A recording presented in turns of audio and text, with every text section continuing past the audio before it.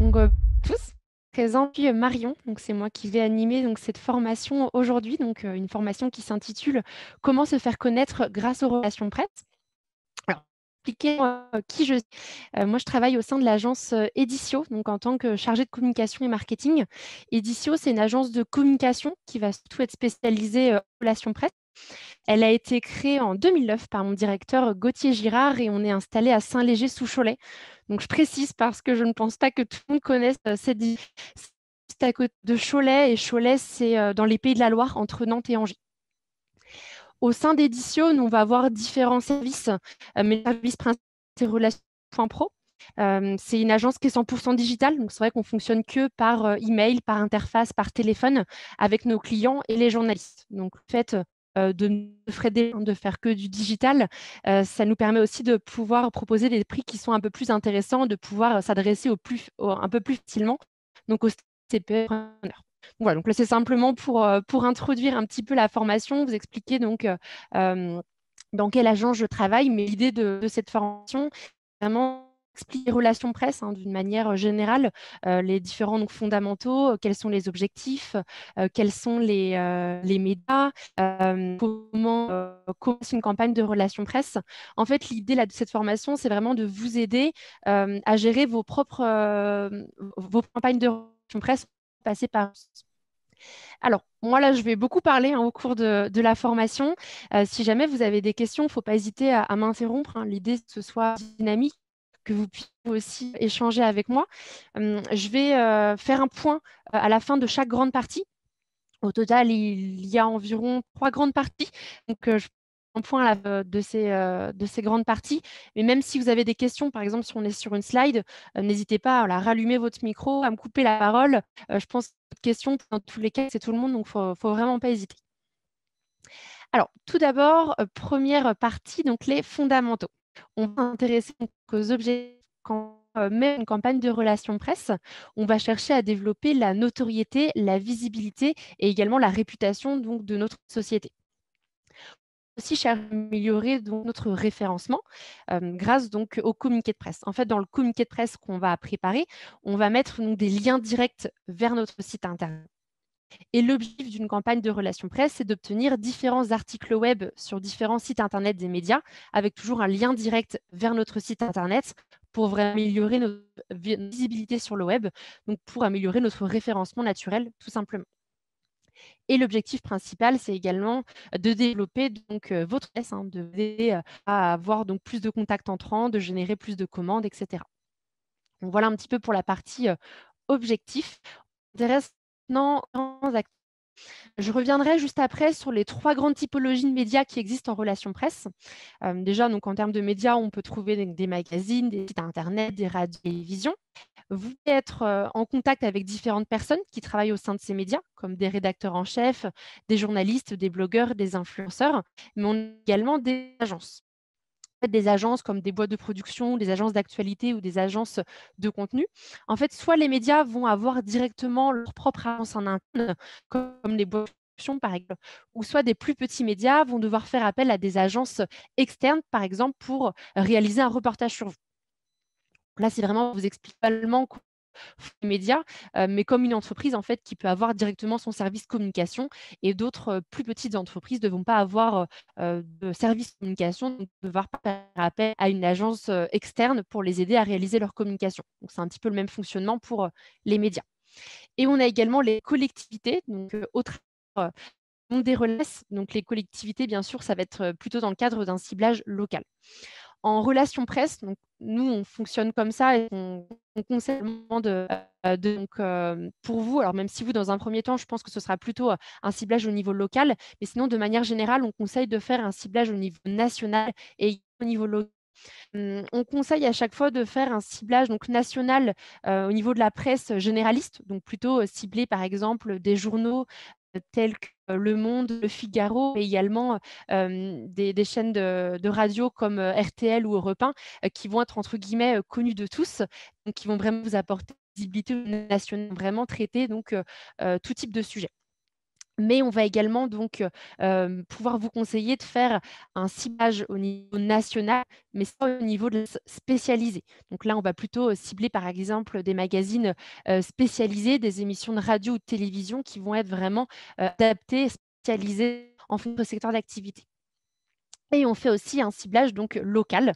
C'est notamment pour ça que ça va être important de contacter les collectivités, vont par exemple pouvoir revenir vers vous pour vous proposer de reprendre votre information, soit sous un angle d'économie locale ou bien sous un angle plutôt portrait du dirigeant par quelque chose, je reviendrai, d'ailleurs, dessus par la suite, mais qui est très apprécié par les journalistes, où dans le communiqué de presse, on aime bien réaliser, une partie donc, qui permet de présenter, vrai fondateur de l'entreprise, le côté vraiment plus entrepreneur, son parcours et cetera. C'est quelque chose qui est assez apprécié, par les journalistes et notamment au niveau local. Les médias peuvent vers vous pour vous présenter en tant que vous, en tant qu'entrepreneur. Donc voilà un petit peu tous les acteurs, hein, qu'on peut, retrouver dans le monde des relations. On va maintenant s'intéresser un peu plus spécifiquement donc aux médias. Comme je vous le disais, il existe 3 grandes typologies de médias donc en relation presse. On a les médias audiovisuels, médias papier et les médias en ligne. Alors, je pense que globalement, ces 3 types de médias, vous parlent, déjà. Ce qui va être surtout important à prendre en compte, ce sont les bouclages. On peut voir que pour les médias audiovisuels et pour les médias en ligne, donc aux 2 extrémités de l'écran, on parle plutôt de délais de bouclage courts. Donc pour vous expliquer, du moment où on envoie une campagne de relations presse, que le journaliste est intéressé par votre sujet, vous pouvez avoir un retour, de part très exemple, vous pouvez avoir un article web sur le site internet d'un média 2 jours après l'envoi de votre communiqué de presse. Pour les médias papier, on parle des délais de ça va dépendre de 2 choses. Ça va dépendre du moment où on va s'adresser aux journalistes, si on communique plutôt, plutôt au début d'un mois, à la fin, au début d'un titre et cetera. Mais ça va également dépendre de la périodicité du média, en fonction de si on s'adresse à des magazines hebdomadaires, des magazines, mensuels, trimestriels et cetera. En effet, si par exemple on lance une campagne de relations presse à la fin d'un mois, et qu'on contacte, dans le lot donc des magazines mensuels, là, il se peut que, les, journalistes reviennent vers vous en vous disant: «Bah, écoutez, là, on ne va pas pouvoir communiquer tout de suite pour vous, parce que nous, on a déjà plus de place pour, le numéro du mois prochain». Si par exemple, on devait communiquer, en février, c'est en effet possible que le journaliste n'ait déjà plus de place, pour le mois de mars, voire pour le mois d'avril. Donc ils pourront éventuellement vous proposer quelque chose, donc soit pour le mois d'avril ou plutôt pour le mois. C'est pour ça que nous, on insiste bien en vous disant que si vous pouvez prendre de l'avance, si vous avez une date cible, il vaut mieux prendre 2 à 3 mois d'avance. Condition bien sûr d'avoir, une date cible, mais si par exemple là vous souhaitez absolument, avoir des retours dans les médias pour les beaux jours, pour le printemps, éventuellement Pâques, il va falloir préparer votre campagne de relations presse dès maintenant et de contacter les médias assez rapidement pour qu'ils puissent s'organiser. En effet, les médias papier, hein, notamment donc les magazines mensuels, vont forcément devoir préparer leur planning éditorial à l'avance. Donc le fait de les contacter au dernier moment, le risque c'est qu'il n'ait plus de place pour relayer ensuite votre information. De pas dire qu'elles pourront communiquer, sur vous par la suite, mais si par exemple votre sujet, concernait surtout, une période cible, hein, comme le printemps, forcément, il y aura peut-être moins d'intérêt pour l'IA à communiquer sur vous, au mois de juin, par exemple. Donc voilà un petit peu, l'importance du en relation.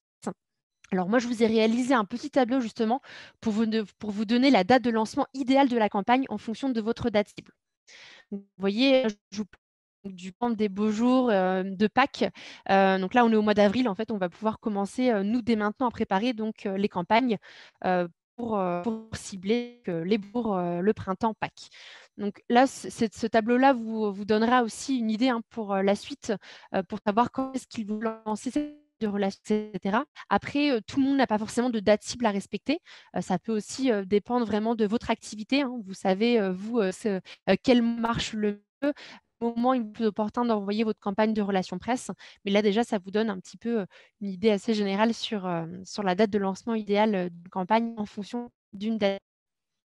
Et aussi le fait d'avoir en tête, il faut, prendre de l'avance, même si, par exemple, la date n'apparaît pas par exemple, vous avez en tête, vous, une date cible, comme ça, vous pouvez vous dire: «Bon, il vaut mieux que j'essaye de contacter les journalistes 2 mois à l'avance». Alors, je vois que j'ai une question. Est-ce que les délais sont toujours importants vu la période et ses incertitudes? Alors oui, c'est vrai que, vu la période, ça peut changer. Alors pour vous donner justement, un exemple, pour la fin d'année, en général, décembre, hem, donc on retrouve en dernier exemple, donc pour Noël, les fêtes de fin d'année, vous voyez, on commence en général, dès le mois de septembre, dès le mois de et pour vous partager un petit peu notre expérience, c'était un petit peu plus particulier, parce que dès le mois de septembre, beaucoup d'entreprises, beaucoup d'entrepreneurs n'avaient pas déjà en les fêtes d'année. Cette année, on a continué à communiquer, enfin à lancer des campagnes de relations presse en lien avec Noël, même encore au mois de décembre, même encore quelques jours avant Noël. Parce que même les médias, hein, dès le mois d'octobre, on n'entendait pas autant parler de Noël, que les autres années. Donc c'est pour ça que c'est vrai que là, on est sur une année un petit peu, particulière, donc on va être sur, une organisation un petit peu différente. Après, l'actualité forcément a pris le dessus surtout donc, l'année dernière au mois de mars, hein, pour vous expliquer un petit peu, comment c'est passé. C'est vrai que quand on est entré en période de 1er confinement, on a dû, nous, de notre côté, arrêter certaines campagnes de relations presse. Parce qu'on savait bien que les journalistes n'allaient pas être autant intéressés par les autres sujets. Toute la période de confinement, de Covid-19 a vraiment pris le dessus par rapport aux autres sujets, hein. Ça a pu contacter, pardon, dans les médias. Cependant, c'est vraiment cette période où l'actualité du Covid-19 prenait le dessus par rapport aux autres activités a beaucoup évolué. Nous, là, on continue, hein, bien sûr, de lancer des campagnes de relations presse pour nos clients et ça marche, hein. On continue à avoir des retours, même sur des sujets qui n'ont aucun rapport avec cette de Covid-19. On voit bien quand même que les professionnels, les particuliers sont aussi à la recherche d'autres informations, hein, pour continuer à avancer. On va pas être autant bloqué, par tous ces sujets, en tout cas, au niveau des médias. Voilà un petit peu pour, vous expliquer un petit peu le lien avec, les médias et l'actualité. En effet, d'autres questions sur le chat, moi je l'ai juste à côté, donc comme ça je peux voir effectivement dès que vous avez une question. Alors, on va maintenant s'intéresser aux nouveaux acteurs en presse, donc les blogueurs et les influenceurs. Alors quand je dis, nouveaux acteurs, ça peut peut-être vous faire un peu sourire parce que forcément, niveau web, ça fait un moment qu'on entend des blogueurs et des influenceurs. Mais dans le monde des relations presse, nous, on utilise le terme nouveaux acteurs tout simplement parce qu'avant, on les contactait de la même en tout cas qu'on va journaliste. Alors que maintenant, nous, quand on réalise un ciblage pour nos clients, on va également pouvoir contacter ces blogueurs et ces influenceurs au même titre que les journalistes. Tout dépend à chaque fois, hein, de votre activité. Peut-être que pour vous, ça peut être plus ou moins intéressant de contacter ces acteurs-là, mais je vais justement vous expliquer pourquoi c'est quand même important de les contacter. Déjà, c'est porter une visibilité supplémentaire. Ça va également vous permettre donc d'améliorer votre référencement donc, naturel. Vous allez, pouvoir donc obtenir différents articles sur des exemples. On va pouvoir, parler de vous donc, sur les réseaux sociaux.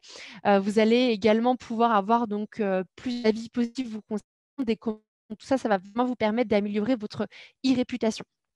Ça va également vous permettre de toucher une cible, un peu plus différente que vous n'aurez pas forcément réussi à toucher en passant par d'autres médias. Donc je pense surtout une cible, un petit peu plus jeune, forcément. On constate quand même que les jeunes, vont davantage, se tenir au courant de l'actualité à les réseaux sociaux. C'est pour ça que c'est important d'être visible, auprès de tous ces nouveaux acteurs et également le fait d'avoir une visibilité auprès, par exemple, plusieurs petits influenceurs, ça peut tout à fait vous apporter, d'autres opportunités, donc un potentiel de résultats supplémentaires par la suite. Faut pas oublier en relation presse, les médias se suivent entre eux. Donc, par exemple, un blog qui va être très spécialisé dans son domaine peut être tout à fait suivi par d'autres médias, qui vont être, intéressés par votre sujet et vous proposer, un article ou un reportage ensuite, dans son média. C'est vrai qu'en relation presse, on parle beaucoup d'un effet un peu boule de neige, du pic de répétition. On va entendre parler de vous à droite à gauche, plus, les autres journalistes vont également s'intéresser à votre sujet et vont vous proposer quelque chose également de leur côté. C'est aussi pour ça que nous, on part du principe que toute visibilité est bonne à prendre. Même si vous, de base, par exemple, c'est un blogueur que vous ne connaissez pas, ça peut tout à fait vous apporter ensuite visibilité de d'autres médias, mais également auprès de potentiels clients, hein, tout simplement. Une petite précision quand même sur les influenceurs vont, eux, avoir un fonctionnement un petit peu quand même des blogueurs ou des journalistes. Ils vont davantage fonctionner sous forme de propositions de partenariat. Donc soit vous demandez une contrepartie financière, vous demandez par exemple l'envoi d'un échantillon, l'envoi d'un produit. Ils vont être, voilà, vraiment sur ce principe d'échange, qu'on va moins retrouver, des journalistes blogueur, si, on peut tout à fait enfin et c'est même ce qui est recommandé, être force de proposition auprès des blogueurs et des journalistes. Mais disons qu'ils seront moins dans cette c'est vrai que dans les influenceurs vraiment, on fonctionne vraiment sous forme de proposition de partenariat, tout simplement. Alors n'hésitez pas, hein, si là n'est pas clair, si vous avez des questions, faut pas hésiter. Alors, on va maintenant s'intéresser à la comparaison entre publicité et relation presse. Alors, en relation presse, on n'est jamais sûr à 100 d'apparaître dans tel ou tel média. Alors qu'en publicité, à partir du moment où on paye, par exemple, un encart publicitaire dans un magasin, là, on va apparaître dans ce média. Cependant, on peut voir qu'on est quand même sur des tarifs qui sont beaucoup plus élevés quand on passe par de la publicité. Donc là, je vous ai mis des nombres dans des grands médias, notamment 20 000 € hors taxe sur BFM TV, un quart de page dans Le Figaro, donc 44 000 € hors taxe. Mais on peut aussi voir que pour dire un peu plus haut, donc comme Le Parisien, pour des médias papier, on reste sur un budget aussi très élevé. On peut être sur des budgets un petit peu moins élevés, hein, bien sûr, en fonction du média. Chefdentreprise.com, sur le site internet, on peut par exemple avoir un article à 2 000 € hors taxe. Mais globalement, ça restera toujours plus élevé que ce qui passe par donc, les relations presse. Et surtout, ce qu'il faut avoir en tête, c'est que quand on va faire donc, des relations presse, on peut tout à fait cibler ce type de médias et ensuite avoir des parutions donc auprès de BFM TV, Le Parisien, Le Figaro, et cetera. Tout simplement parce qu'on va les contacter via les relations presse. On ne va pas être sur le même échange si on les contacte via la publicité. En fait, en leur fournissant un communiqué de presse, on va tout de suite les aborder d'une manière différente. Le communiqué de presse, ça permet d'apporter quelque sorte de solution clé en main. En fait, ils vont avoir un réel gain de temps en fait, avec ce communiqué de presse parce qu'ils n'auront pas à rechercher différentes informations concernées. Ils vont vraiment avoir le sujet principal à mettre en avant dans leurs médias, etc. Donc, on n'est vraiment pas sur la même qualité d'information quand on les contacte via la relation presse avec un communiqué de presse. C'est la règle quand même de base en relation presse, c'est toujours de contacter les journalistes avec un communiqué de presse. C'est vraiment le passeport en fait pour aborder les journalistes. Donc, autre différence, hein, en plus du coût, ça va être l'impact que ça va avoir auprès des auditeurs et des lecteurs. En effet, on entend une publicité à la radio, on ne va pas forcément avoir la même écoute que si on entend une interview sur un sujet équivalent et qui nous intéresse. Même chose, hein, quand on voit une publicité dans un magazine, on ne va pas forcément avoir le même intérêt que si on voit un article assez complet sur un sujet équivalent et qui, encore une fois, nous intéresse. Donc, on n'est vraiment pas sur la même qualité d'un quand on passe par les relations presse que quand on achète un espace publicitaire dans un magazine, par exemple.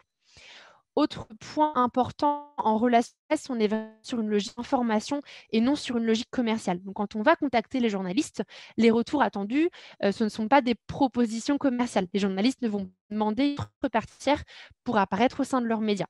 Ça peut arriver, on préfère, nous, être transparent avec vous quand vous vous lancez dans une campagne de relations certains gens qui peuvent vous demander une contrepartie financière pour apparaître au sein de leurs médias, mais ce n'est pas en tout cas les retours attendus de cette campagne de relations presse, ce n'est pas la moitié des retours. En tout cas, ce n'est pas le chiffre de cette campagne. Donc vous, par exemple, si vous réalisez votre campagne de relations presse, que le premier retour que vous avez, c'est une proposition commerciale de la part d'un journaliste. Mais ne répondez pas automatiquement positivement à ce retour. Il vaut mieux attendre de voir si vous avez d'autres retours, d'effectuer des relances, etc que vous avez autant de chances d'avoir d'autres retours qui, cette fois, ne sont pas des propositions commerciales de la part des journalistes. Alors, ensuite, on va s'intéresser donc à la deuxième partie. Donc, j'en profite pour faire un petit point aussi question. S'il y a des personnes qui souhaitent réactiver leur micro, me poser directement des questions ou même sur la partie discussion, n'hésitez pas à me poser des questions déjà si vous en avez sur la première. L'introduire cette deuxième partie, c'est vraiment de vous expliquer la création d'une campagne de relations presse, de vraiment vous donner toutes les petites astuces de vous comment procéder. Vous souhaitez lancer votre propre campagne de relations presse de votre côté, sans forcément faire appel à un prestataire extérieur. Alors, si vous n'avez pas de questions, je poursuis. Mais encore une fois, vraiment, n'hésitez pas à m'en poser. Après, il y aura aussi un temps d'échange à la fin, hein, si jamais vous avez des questions. Alors, pour cette deuxième partie, là, on retrouve un schéma où on va vraiment trouver une vue d'ensemble d'une campagne de relations presse. Donc, moi, là, l'idée, c'est que je vais vraiment revenir sur chacune de ces étapes pour vous expliquer, comment procéder tout simplement. Là, on retrouve bien la première étape, préparation de la campagne. Une fois que tout est prêt, on peut lancer sa campagne de relations presse donc, aux journalistes auprès des gens que l'on aura ciblés et on retrouve, donc, des résultats, hein, qui peuvent venir tout au long de la campagne et donc différentes relances. Donc moi, je vais venir, vous présenter chacune de. Alors, déjà, pour commencer cette partie préparation de la campagne, on commence avec la rédaction du communiqué de presse. Donc, pour commencer, on s'intéresser à l'objet du communiqué de presse. Sur quoi vous souhaitez communiquer, tout simplement. Ce qui est important de retenir, c'est qu'un communiqué de presse va correspondre à une info principale. Si par exemple, vous souhaitez communiquer sur plusieurs sujets, si vous avez plusieurs actualités à annoncer, mais dans ces cas-là, il vaut mieux réaliser 2 communiqués de presse différents, donc 2 de relations, tout simplement. Parce que, déjà les actualités ne vont pas forcément intéresser les mêmes médias, donc le ciblage, la sélection des médias va être différente et également si, vous mettez en avant plusieurs informations, dans le communiqué de presse, en fait, le journaliste quand il va recevoir, votre information, le risque c'est qu'il passe à côté déjà d'une de ces informations-là, qu'il soit également perdu parce qu'il va pas forcément savoir, quelle est l'actualité, là, principale à mettre en avant et si par exemple, un journaliste, tombe sur une des informations en premier et qu'il ne voit pas l'autre, s'il n'est pas intéressé par la première information, il prendra pas le temps de lire en entier le communiqué de presse, il passera directement à autre chose. C'est ça que nous, on insiste bien sur le fait qu'un communiqué de presse, ça correspond à une information principale, une actualité. Alors, j'utilise surtout le terme information et non actualité parce qu'on est toujours obligé d'avoir une actualité pour communiquer en relation presse. Parfois, on souhaite simplement gagner en visibilité, hein, pour tout simplement booster un petit peu son business. Donc on n'est pas obligé d'attendre d'avoir une actualité. Donc par exemple, on n'est pas obligé d'attendre d'avoir, un nouveau produit, d'avoir voilà une information, à relayer, dans les médias. On peut tout simplement trouver un prétexte pour parler de soi. Donc soit par exemple, en mettant en avant l'intérêt de votre concept, en faisant le lien avec une tendance, actualité, et cetera. Simplement, mettre en avant, votre concept, une partie de votre concept. Vous pouvez tout à fait choisir de faire une campagne en présentant un produit en particulier, sans forcément soit, nouveau, hein, que vous veniez par exemple tout juste de le sortir, mais c'est tout simplement pour parler de votre produit, pour vous faire connaître dans les médias et ensuite donc améliorer les ventes de ce produit. On va ensuite donc, vous allez ensuite, hein, vous demander quelle est la finalité, de cette campagne de relations presse, quels sont les objectifs, quelle cible, consommation finale vous souhaitez atteindre donc, à la fin donc de la campagne, pour ensuite savoir quels sont les médias que l'on va contacter, hein, pour, atteindre quel angle choisir également. Donc c'est ce que je vous disais, donc à l'instant. On va donc souvent essayer de faire le lien avec une actualité, un fait, une tendance donnée chez. C'est quelque chose qu'il va falloir mettre en avant dans le chapeau, dans l'introduction du communiqué de presse pour, vraiment essayer de contextualiser votre sujet pour, créer au journal dès le début l'intérêt au concept. Donc je vais, vous expliquer juste après, hein, vraiment la structure d'un communiqué de presse. Également, une chose à avoir, donc en tête, le co-presse, ce n'est pas un document commercial. On s'adresse à des journalistes et non à des prospects. Donc le discours va être différent. L'idée, c'est qu'on va essayer de leur donner envie de votre information, mais on ne va pas essayer de leur vendre votre produit ou votre service. Donc voilà, ce qu'on vous propose, dans la slide, d'apporter une vraie valeur ajoutée, de donner envie aux journalistes tout simplement de relayer votre information. On s'intéresse maintenant à la culture communication. Alors déjà, il y a le titre, donc c'est important parce que c'est la première chose que les journalistes, vont voir. On doit, dès le titre, comprendre l'information principale du communiqué de presse. On doit également donc pouvoir identifier donc, la marque et c'est important que le titre ne soit pas trop long. Le chapeau, donc c'est la partie action que je vous expliquais donc, à l'instant. L'idée, c'est qu'on va essayer de contextualiser un peu le sujet. On va essayer de faire le lien avec votre sujet et une actualité, un fait, une donnée, pour en fait, dès le début, montrer, l'intérêt de votre concept au journaliste et lui donner envie tout simplement de relayer votre information. Et donc, le presse va être organisé en différentes parties et sous-parties. Alors, je vais vous montrer des exemples de communiqués de presse juste après.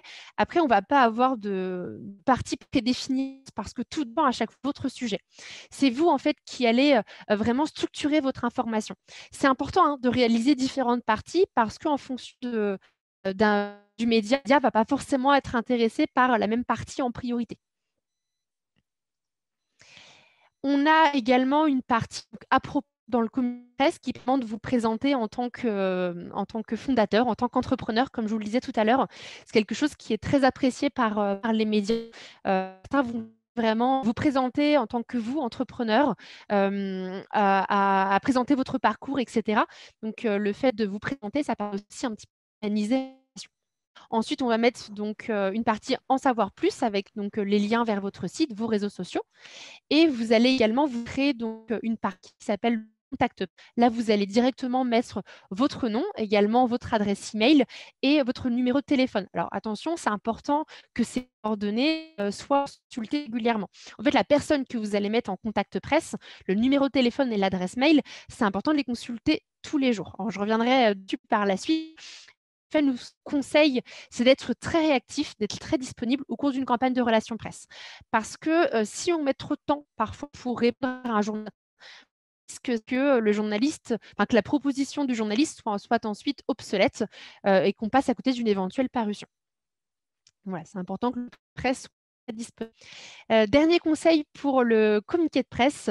En effet, donc, il y a une importance aussi dans le choix des mots-clés pour vraiment améliorer votre référencement réel. On va également vous conseiller de mettre donc, des hyperliens, donc de mettre en fait des liens directs vers votre site dans le communiqué de presse, être lié à un mot-clé.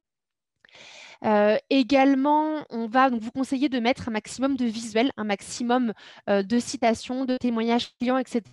Vous donner un petit conseil, c'est vrai qu'on entendait souvent parler avant qu'un communiqué de presse, c'était une page. Alors nous, déjà, on n'a jamais fonctionné comme ça et aussi beaucoup évolué la relation presse. Un communiqué de presse peut dépasser une page. Nous, maximum, nos communiqués de presse vont faire 3 à 4 pages, mais en tout cas, on ne sera pas des pages. Alors après, quand on vous parle de 3-4 pages, c'est pas forcément, enfin, c'est pas exclusivement 3-4 pages de texte. C'est aussi pour ça que je vous conseille de rajouter des visuels, des tâches pour rendre le communiqué de presse un peu plus dynamique, un peu plus agréable à lire. Après, on va pas, enfin, il ne faut pas faire 3-4 pages juste pour dire je vais mettre un maximum d'infos. Encore une fois, il ne faut pas oublier en tête l'information principale du communiqué de presse. C'est important que tout ce qu'il y a dans le communiqué de presse puisse avoir un lien avec l'information relayée. Petit conseil aussi, c'est important que le communiqué de presse ait un aspect sobre, une police neutre. Ça ne sert à rien de mettre plusieurs polices. C'est assez simple que le journaliste puisse découvrir votre communiqué de presse pour que ce soit agréable à lire, surtout bien comprendre votre information principale. Alors, moi, je vais vous montrer là un exemple de communiqué de presse de l'un de nos clients. Donc, là, j'ai fait en sorte que tout rentre sur une page. En temps normal, bien sûr, il se lit de manière verticale. C'est vraiment là pour vous montrer en fait un exemple de communiqué de presse. Alors, on retrouve bien sûr le titre avec donc le nom de l'entreprise et on retrouve également l'introduction, donc ce qu'on appelle le chapeau qui permet de contextualiser un petit peu votre sujet. On retrouve dès le début justement que l'été, là, la crise sanitaire avec le recours au télétravail, notre client donc adopte un bureau, donc propose de l'achat ou de la location de billets. En effet, plusieurs entreprises ont eu besoin d'équiper leurs collaborateurs donc, avec ce phénomène de télétravail. C'est vrai que l'idée de adopte un bureau a très bien marché, donc avec cette tendance de télétravail. Et c'est justement pour ça que nous, on met en avant donc, le recours au télétravail en présentant l'intérêt du concept de notre client. Donc voilà, là dès le début, on essaie de faire le lien avec l'actualité. On présente ensuite donc l'intérêt du client, on trouve bien son logo et ensuite on va retrouver différentes parties. Donc vous voyez là, on parle plus du côté donc vraiment qualité de vie en travail. Là, on parle du mouvement de l'entreprise, donc le fait que ce soit une entreprise libérée. En effet, par exemple, cette partie entreprise libérée va davantage intéresser partie des d'autres médias d'autres médias par exemple un peu plus bien-être vont davantage s'intéresser à la première partie, donc vraiment qualité de vie en télétravail. On a également réalisé la partie de montrer un exemple de produit, ce qu'on essaye aussi de faire quand on est sur des activités liées à plusieurs produits. On essaye de choisir un produit par exemple pour le mettre en avant dans le communiqué de presse. Et on retrouve également une partie à propos, comme je vous le disais, où on va vraiment présenter le fondateur, donc présenter son parcours, pourquoi il a voulu mettre en place cette activité, etc. Alors, on retrouve à chaque fois en italique soit des citations, témoignages c'est vrai que c'est très, très visible à l'écran, mais en fait, tout ce qui est en italique, donc ici, là où il y a ma souris, et également ici, à chaque fois, ce sont donc, des citations ou des clients. L'idée, c'est, d'en mettre si jamais vous en avez, hein, ça vous apportera toujours une crédibilité supplémentaire. On retrouve ensuite une partie pour en savoir plus avec les réseaux sociaux, le site internet et le contact presse avec les coordonnées donc, de la personne donc, en charge, donc, votre client, vous directement dans le communiqué de presse. Autre exemple, donc là, c'est un communiqué de presse qui est mis en page. Donc si pour vous, on peut créer un communiqué de presse si on souhaite vraiment, lui apporter, voilà une touche un petit peu plus personnalisée, un peu plus spécifique à la cité de la fait, c'est un communiqué de presse qui a été créé donc par notre agence aussi, en reprenant vraiment, l'identité visuelle de la marque. Donc on exact partie, il se lit de gauche à droite en commençant d'abord par la ligne du haut, puis la ligne du bas. On retrouve aussi une partie introduction, différentes, parties, partie A et une partie pour en savoir plus et contact presse. Donc voilà, c'est vraiment pour vous montrer que peu importe, disons le côté visuel, hein, qu'on ait à son communiqué de presse, la structure reste la même. Alors, ensuite, on va s'intéresser donc au dossier de presse. Donc, il y a une différence entre communiqué de presse et dossier de presse. Le communiqué de presse, lui, c'est un document qui est beaucoup plus court, qui est essentiel pour une campagne de relations. Je vous le dis, c'est le passeport, hein, pour aborder les journalistes. Le dossier de presse, lui, n'est pas obligatoire. Il est plus long que le communiqué de presse. Lui, à l'inverse du communiqué de presse, il ne va pas permettre de communiquer sur une seule information, sur une actualité. Il va plutôt permettre de présenter l'entreprise d'une manière générale, par exemple l'heure, présenter toute la gamme de produits, toute la gamme de services, toutes les personnes de l'équipe, l'histoire, etc. L'idée de dossier de presse comme une plaquette de présentation, une plaquette commerciale que l'on peut distribuer donc à ses partenaires, à ses clients, etc. Et notamment donc aux journalistes. Le dossier a une durée de vie plus longue parce qu'on ne va pas le modifier à chaque fois qu'on va lancer une campagne de relations presse. Vous pouvez tout à fait vous créer un dossier de presse. Vous allez envoyer à chaque campagne de relations presse, par exemple, que vous allez réaliser sur 1, 2 ans ou 3 ans. C'est ce qu'on vous précise. Donc, durée de vie 1 à 3 ans. Donc, ce changement majeur, par exemple, il y a un changement important dans votre entreprise, là, forcément, que vous êtes obligé de remettre à jour le dossier de presse. Alors, le dossier a des objets communs aussi. Le communiqué permet de développer l'image de marque, d'intéresser les journalistes et d'obtenir un passage médiatique. Le dossier de presse ne va pas forcément lui être obligatoire, alors que le communiqué, je vous le disais, si, hein, en relation presse. Le dossier de presse, il peut être intéressant si, par exemple, vous souhaitez communiquer sur votre entreprise de manière générale. Dans le communiqué de presse, on va plutôt, par exemple, axer sur un produit. On va vraiment mettre en avant un aspect de votre entreprise. Le dossier de presse viendra en complément d'information pour vraiment présenter toute l'entreprise de manière générale. Après, quand on est, par exemple, sur une start-up qui vient tout juste de se lancer, voilà, un entrepreneur qui lance son activité, le dossier de presse n'a pas toujours intérêt si c'est pour remettre le même type d'informations dans le communiqué de presse et dans le dossier de presse. Il faut aussi avoir suffisamment d'informations à mettre dans le dossier. C'est pour autant réaliser simplement un communiqué de presse. Donc voilà, après le petit plus, hein, d'un dossier de presse, une plaquette de présentation, c'est si vous à des événements. Alors bien sûr, ils se font rares en ce moment, mais en espérant que ça puisse bien reprendre en 2021. Mais ça peut vous permettre en fait d'avoir une plaquette commerciale à disposition à chaque liste que vous allez, ou même à chaque potentiel client que vous allez contacter, que vous allez croiser, rencontrer au cours d'un événement, par exemple. Et quand un journaliste souhaite réaliser un reportage sur vous, donc je pense à un grand média généraliste, donc, par exemple, voilà, quand ce type de médias souhaite réaliser un reportage sur vous, ils peuvent assez facilement vous demander un dossier de presse pour pouvoir pour avoir un document un peu plus complet vous concernant, pour vraiment bien s'imprégner de votre identité, hein, de votre marque, tout simplement. Après, encore une fois, le dossier de presse essentiel comparé au communiqué de presse. Alors là, je vous ai mis 2 exemples de dossiers de presse. En fait, quand vous aurez accès donc aux documents, hein, suite à cette formation, vous pourrez sur ces images pour ensuite avoir des exemples de dossiers de presse. On s'intéresse maintenant à toute la partie ciblage, à la partie sourcing, comment trouver les coordonnées journalistes donc sans forcément passer par un prestataire externe, comme je vous le disais. Alors déjà, vous en amont, il faut que vous puissiez bien identifier les médias que vous souhaitez contacter afin donc en effet de vous donner donc des objectifs clairs.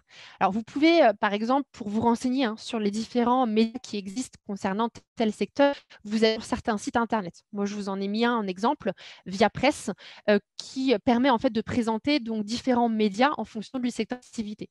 En fonction du secteur gastronomie, en fonction, enfin vous avez aussi par exemple accès à des médias plus liés à l'univers de la cosmétique, du jardinage. Vous avez vraiment sortes de médias, mais qui vont être vraiment classés en fonction de leur thématique.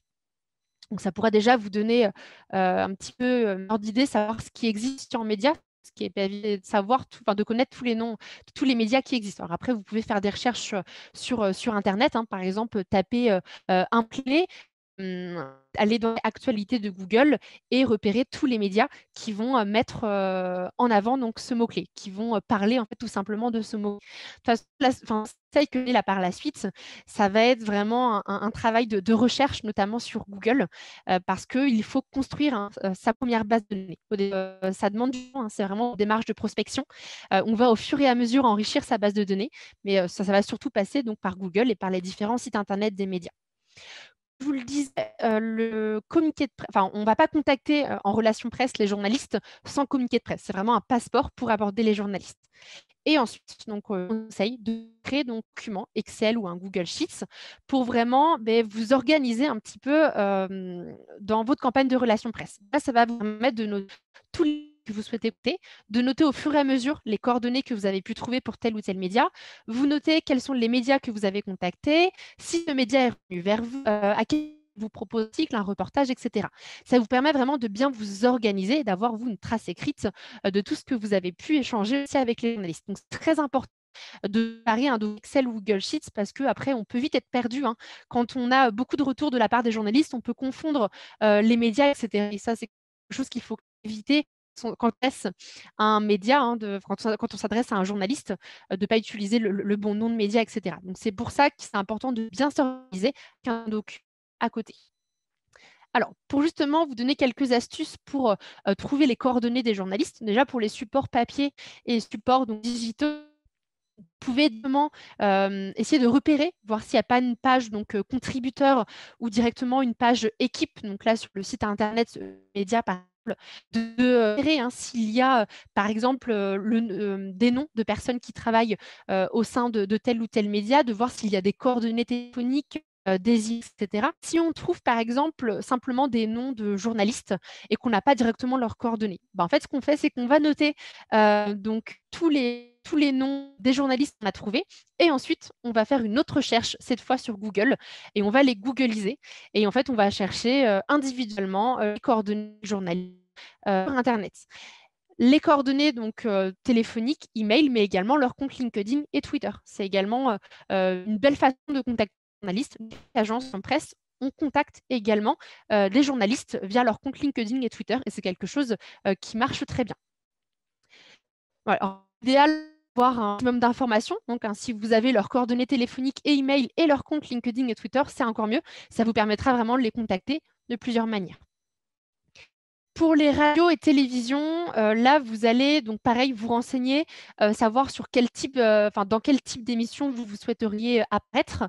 Vous allez vous noter quelles sont les émissions qui vous intéressent et ensuite, pareil, googliser les émissions. Essayez de repérer les personnes qui vont travailler pour ces émissions, donc soit des chroniqueurs, des journalistes, des chargés d'invités, de plateaux et présentateurs.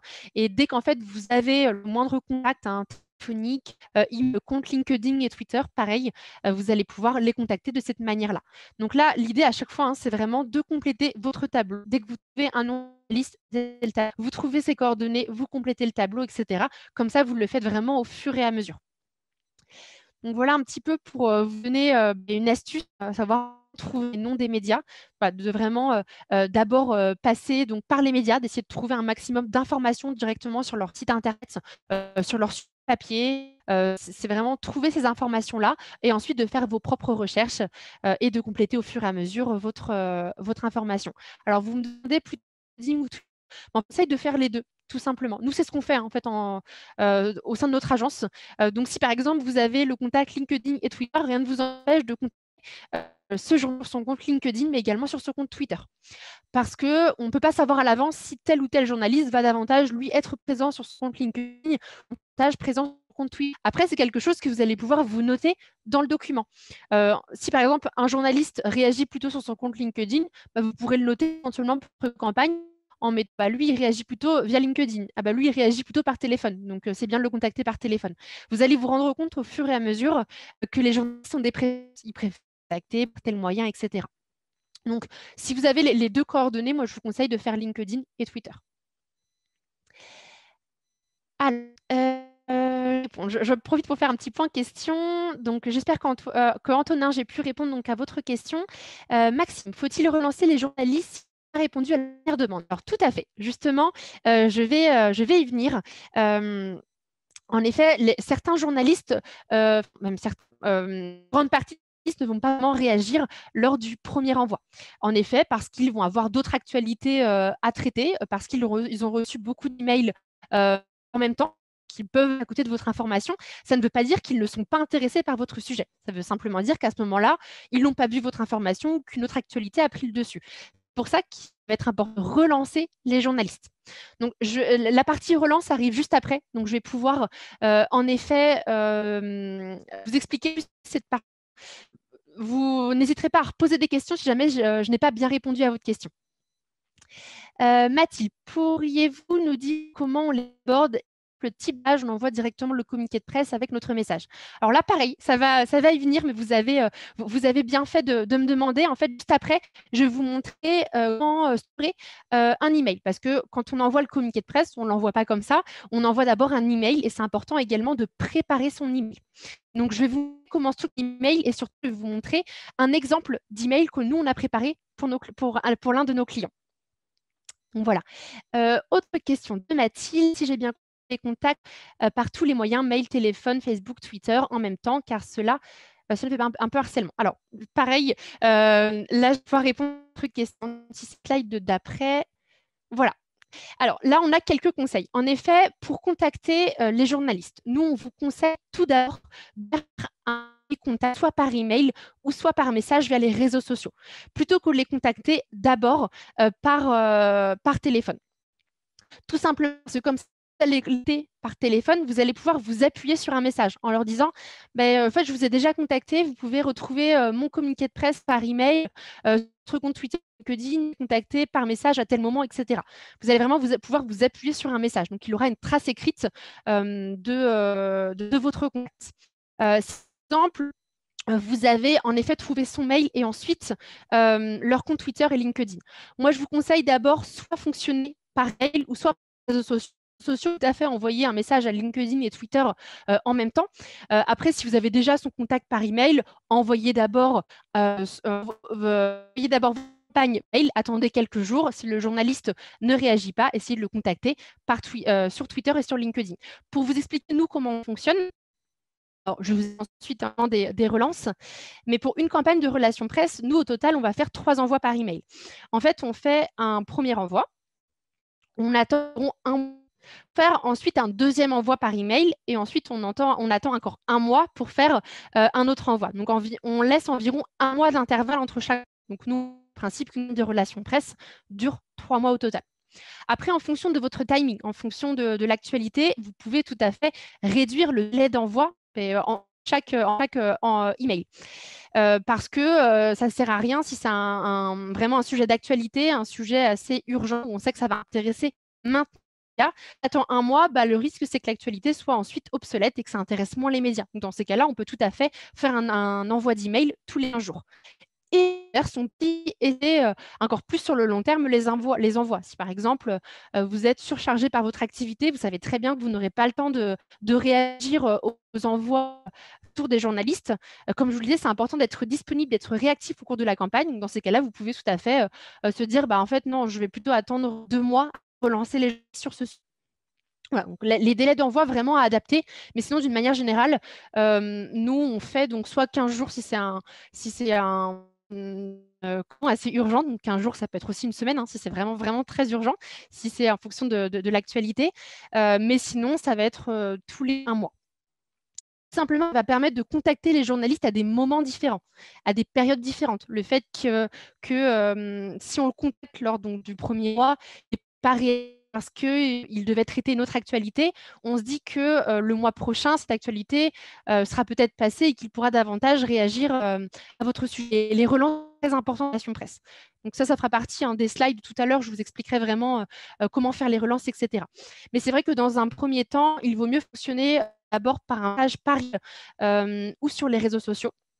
Donc voilà, dans l'idéal, on fait un envoi par email. On attend environ un mois et ensuite on fait un envoi par email. Téléphonique et réseaux sociaux, en général, nous, on les fait en parallèle du deuxième envoi par email. Donc, par exemple, on fait donc là un premier envoi par email au mois de février. On va faire un autre envoi par email au mois de mars et on va également les recontacter un peu en parallèle sur les réseaux sociaux, mais également par téléphone. Donc, par exemple, une session téléphonique au mois de mars. Et ensuite, au mois d'avril, on va refaire une relance par email. Et cette fois, on fera des relances plutôt par téléphone. Donc voilà pour cliquer sur les relances. Donc l'idée, c'est pas de non plus tout envoyer en même temps, de les contacter de différentes manières, parce qu'en effet, ils vont se sentir harcelés, mais de privilégier d'abord un envoi par email et ensuite de les contacter donc sur les réseaux sociaux, sur leurs coordonnées téléphoniques, enfin via leurs coordonnées téléphoniques, etc. On n'a pas trouvé ce email. Dans ces cas-là, on fait un premier envoi sur les réseaux sociaux et dans ces cas-là, on les contactera plus tard par téléphone. Il vaut mieux écrire aux journalistes ou plutôt aux rédacteurs en chef ou des rôles spécialisés dans un média.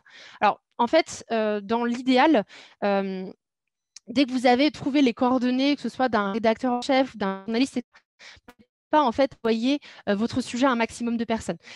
Vous voyez, c'est ce qu'on conseille d'abord par super média, contacter au moins 2 personnes pour s'assurer que votre requête soit bien traitée. En fait, parce que sinon, de contacter qu'une seule personne, c'est que l'actualité, enfin que votre sujet ne soit pas traité, hein, qu'il passe à la trappe. Au moins, même si la personne est concernée directement, une des personnes pourra réagir et vous donner le contact de la personne concernée.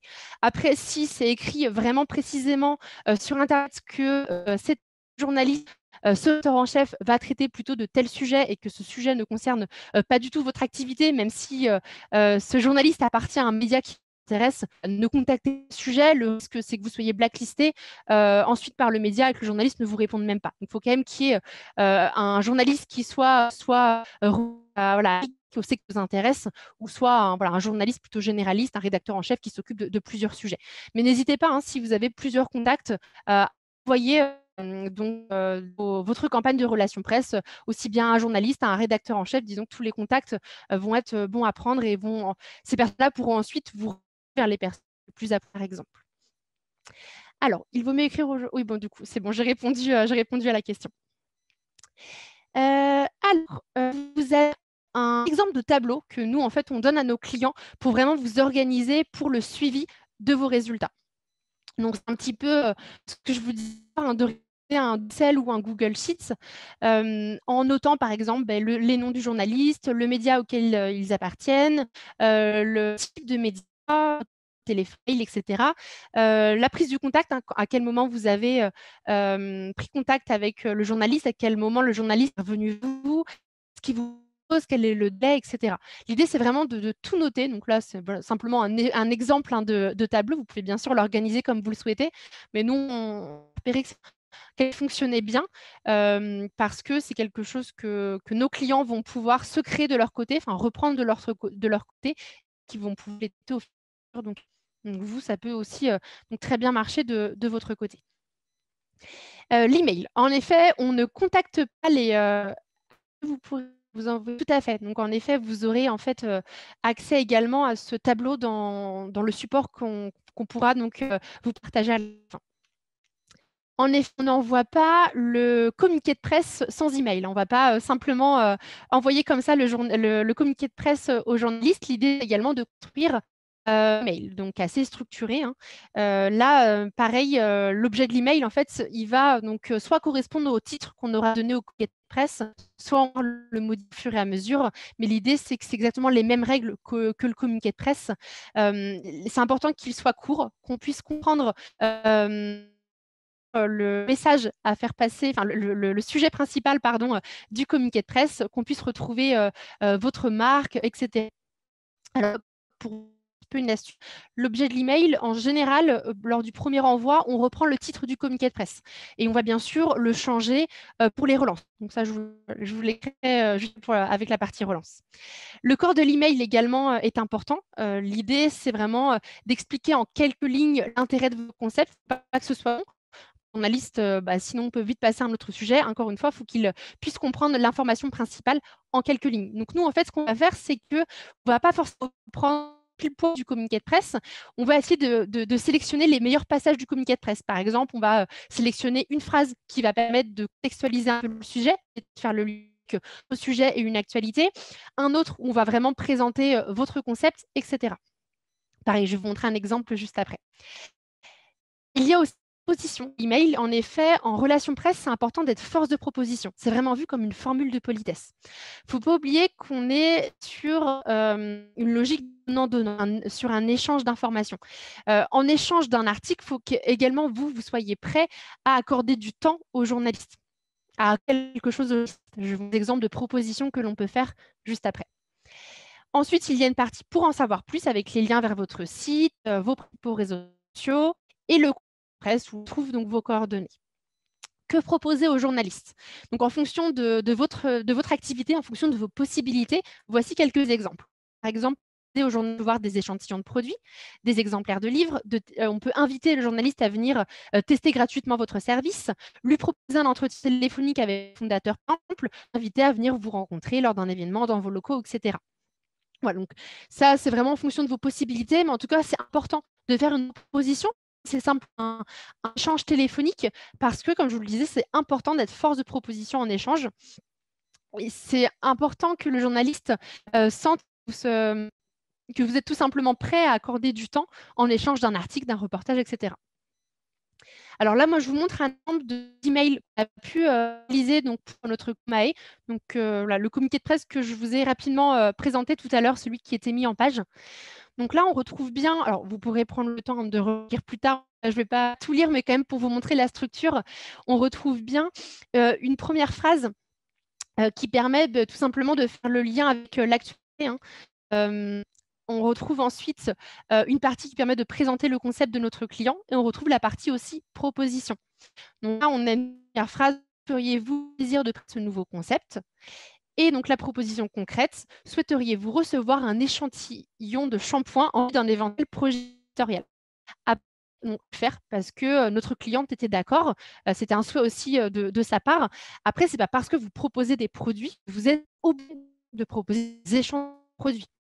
Alors, soit, par exemple, vous proposez des vêtements, vous pouvez proposer des échantillons de tissus pour, par exemple, que le journaliste puisse prendre connaissance de la qualité de ce type. Mais après, voilà, en fonction de vos produits, le journaliste peut tout à fait comprendre que vous ne pouvez pas envoyer des échantillons. Donc, c'est un exemple, mais on peut tout simplement, on disait, un entretien téléphonique avec le fondateur, par exemple. Après, quand on fait ce type de proposition assez concrète, un échantillon de produit, nous, ce qu'on précise, c'est que plusieurs journalistes peuvent revenir vers notre client en lui demandant des échantillons de produits. Mais après, c'est à la personne, donc à notre client, donc à vous, de sélectionner les journalistes à qui vous souhaitez envoyer échantillons de produits. Si vous êtes un petit peu moins intéressé par le média, que vous êtes quand même intéressé pour avoir une visibilité dans son média, mais pas de là à lui envoyer un échantillon de produits, parce que vous pouvez envoyer à tous les médias qui vous le demandent. Mais l'idée, c'est ensuite de faire votre propre sélection. Et si vous êtes un peu moins intéressé, simplement répondre aux journalistes, écoutez, ce jour, le produit a été victime de son succès, on n'a plus d'échantillons à vous donner. Voilà. Donc après, vous voyez si c'est vraiment essentiel ou non pour le journaliste, mais vous n'allez pas non plus envoyer des produits à des influenceurs qui vont vous demander des échantillons de produits. À vous de faire votre propre sélection. Donc voilà, puis après, on retrouve donc les coordonnées. Donc, vos clients, donc vos coordonnées à vous, donc, et également donc, les liens vers vos réseaux sociaux, votre site internet. Donc, pourquoi relancer les journalistes? Comme je vous le disais, tous ne vont pas forcément réagir lors du premier envoi. C'est important de les contacter à des moments différents. Comme je vous le dis, donc, nous, on laisse un mois d'intervalle. Après, tout dépend de votre timing, tout dépend de l'urgence. Mais c'est important en tout cas de faire des relances. Nous, on remarque qu'il y a pas mal de journalistes qui ne vont pas forcément réagir lors du premier envoi, mais ça ne veut pas dire, au contraire, ça ne veut pas dire du tout qu'ils ne sont pas intéressés. Alors, des petits conseils pour les relances. On va essayer toujours de changer l'objet de l'email. pour ne pas donner l'impression aux journalistes de recevoir 2 fois la même information, mais surtout pour essayer de les capter sous un peu différent. En effet, certains journalistes vont être plus sensibles à une tournure de phrase qu'à une autre, etc. Donc, c'est pour ça que c'est important d'essayer de changer un petit peu la phrase d'accroche, donc le de l'email. C'est un conseil qu'on vous donne. Également, vous pouvez apporter des modifications au corps de l'email. Alors, ça, il n'y a pas d'obligation. Si on remarque, par exemple, le corps de l'email a plutôt bien marché. Si lui, il vous convient, pour le moment, vous pouvez le laisser tel quel. Après, vous pouvez aussi changer la phrase d'accroche si vous voulez. On va aussi changer la proposition. En effet, si par exemple, alors là, c'est vrai que ce n'est pas forcément un bon exemple vu l'actualité, mais si on participe à un événement au début de l'actualité actuelle, fin de la campagne, bah, on ne va pas laisser cette proposition de est-ce que vous souhaiteriez on participe à tel événement, est-ce que vous souhaiteriez venir montrer est obsolète, n'est plus d'actualité, il faut bien sûr changer la proposition. Si par exemple, vous avez, vous, une autre actualité qui vient de tomber au cours de la campagne, qui a avec l'information principale que vous reliez dans le communiqué de presse, bah, ça peut être bien aussi de l'ajouter directement au corps de l'email. Donc voilà un petit peu les modifications que l'on peut faire, mais qu'on vous vraiment de changer l'objet de l'email à chaque fois. Donc voilà, ça, ce sont les relances donc email. Il y a également les relances techniques et réseaux sociaux. Je disais, nous, en général, on fait d'abord donc, des envois par email et on fait ensuite des relances téléphoniques et ensuite sur les réseaux sociaux. Après, encore une fois, si vous n'avez pas contacté, les relances email est remplacée par les relances sur les réseaux sociaux et ensuite vous faites les relances téléphoniques. En parallèle des autres relances email. Mais on fait toujours un premier envoi initial par email et ça sur les réseaux sociaux, comme je vous le disais. Alors, pour les relances téléphoniques et réseaux sociaux, quand par exemple on a réussi à contacter beaucoup de journalistes email, il faut les contacter ensuite individuellement par téléphone ou sur les réseaux sociaux, ça peut prendre du temps. Pour vous donner une idée, nous, pour une relation faite en général, on va cibler en moyenne 2000 journalistes et médias. Donc forcément, quand on fait ensuite des relances téléphoniques et réseaux sociaux, on ne va pas contacter individuellement ces 2 listes. On va en sélectionner une trentaine. Donc les journalistes qui sont les plus appropriés au secteur de notre client en fonction de son activité. Donc vous, les journalistes qui sont les plus intéressants pour vous. Vous allez pouvoir donc les contacter. Après, si vous n'avez pas contacté beaucoup de journalistes au cours d'une campagne de relation, au cours de vos relations, vous pouvez dans ces cas-là tous les recontacter individuellement si vous n'avez pas eu de retour de leur part. Donc, on vous conseille, comme l'email, de rédiger vos trames d'appel, votre message pour les réseaux sociaux. C'est exactement la même façon. Nous, en général, pour la trame d'appel, alors forcément que le discours va être un peu différent que par email, mais sinon, on va vraiment reprendre l'information. Il faut trouver une phrase d'accroche, il faut trouver une phrase qui va mettre en avant le concept, et il faut aussi faire une proposition même par téléphone. Le journaliste ne répond pas, il faut lui laisser systématiquement un message vocal. Et nous, ce qu'on fait, c'est qu'en fait, dans le message vocal, on dit qu'on va également envoyer notre presse par. Donc, c'est là où ça nous permet de faire une autre relance, de le contacter, donc ensuite par email, donc de faire une deuxième relance, tout simplement. Donc après, exactement ce que je vous disais, donc les contacter sur leur compte Twitter ou LinkedIn, si pas de réponse par email ou si tout simplement vous n'avez pas que leur email. Et donc les contacter par téléphone après au moins un premier envoi par email ou réseaux sociaux, comme je vous l'expliquais. Après premier contact intéressé, il ne faut pas hésiter à relancer les journalistes. En effet, si par exemple un journaliste revient vers vous pour vous demander une information supplémentaire, demander un visuel supplémentaire, vous lui avez répondu et par la suite, vous n'avez plus de retour.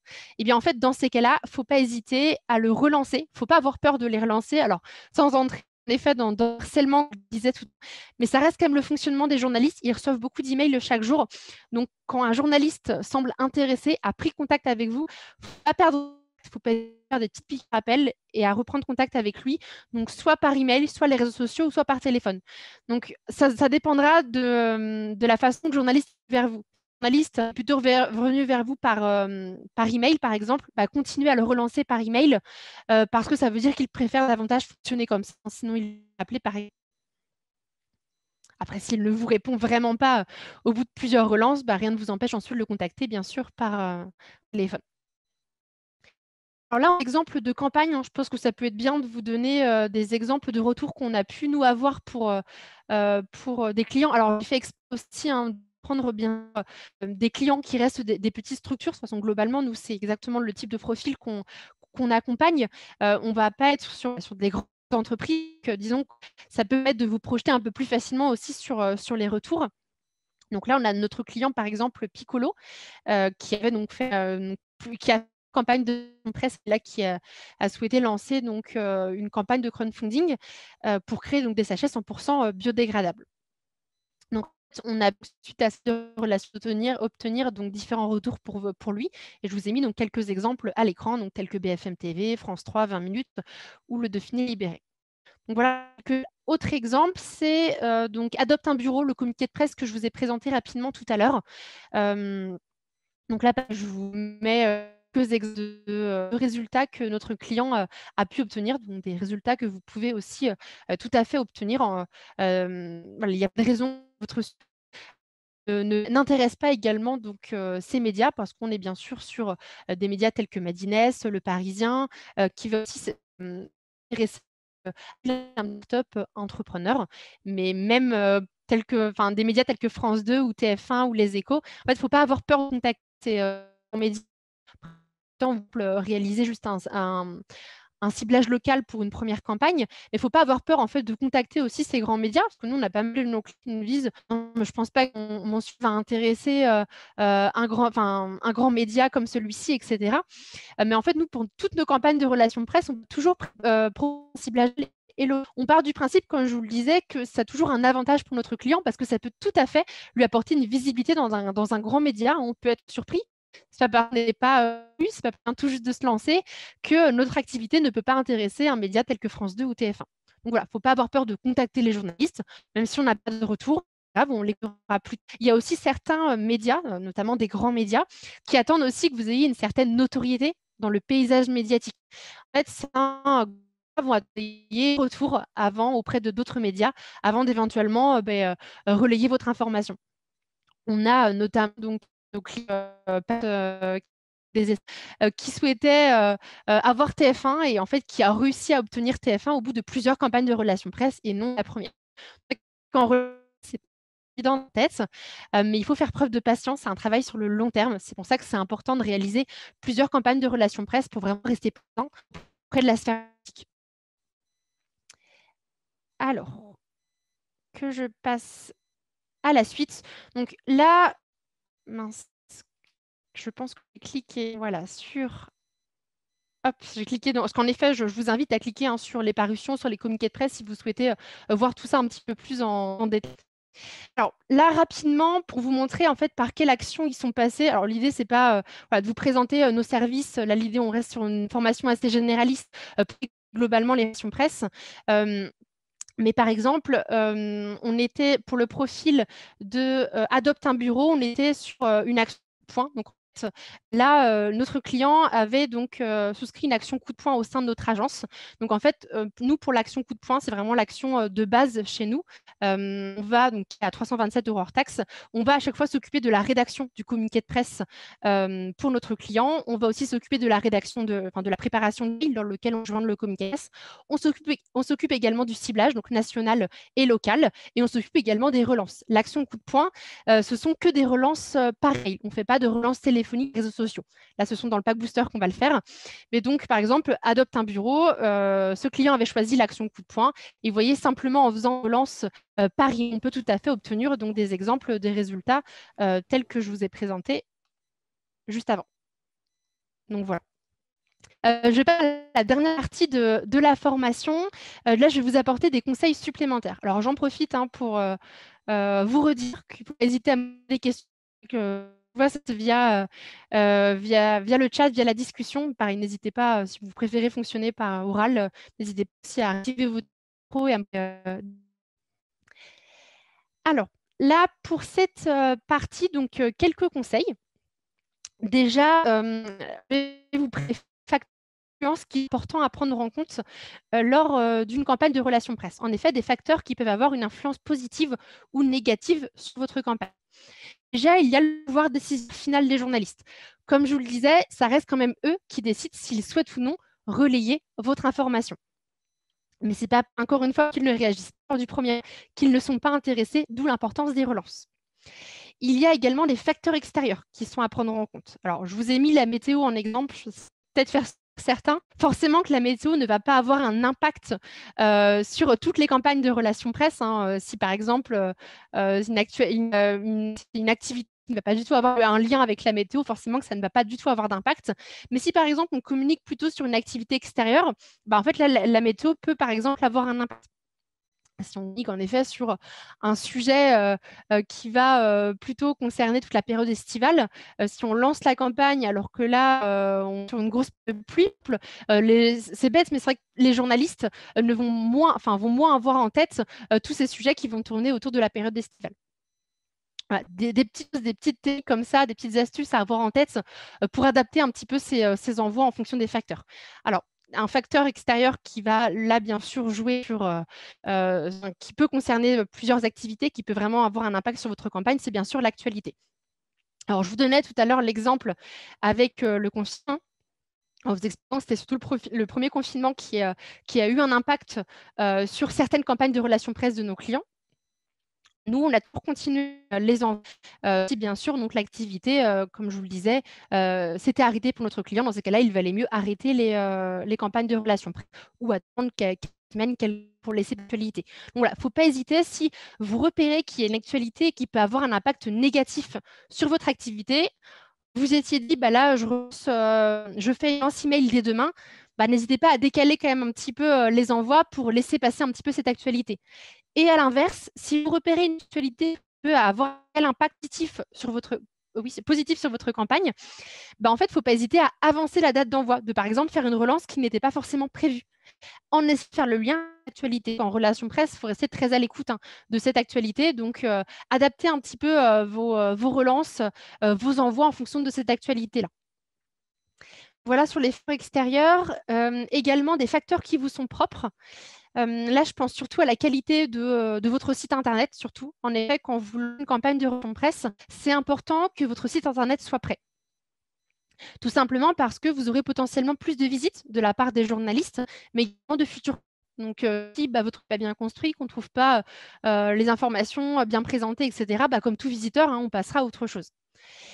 Alors après, vous avez peut-être un site internet de construit en amont, parce que je prends le cas de certains de nos clients qui vont se lancer en créant par exemple une campagne de crowdfunding, qui vont avoir besoin donc de fonds pour financer leur projet.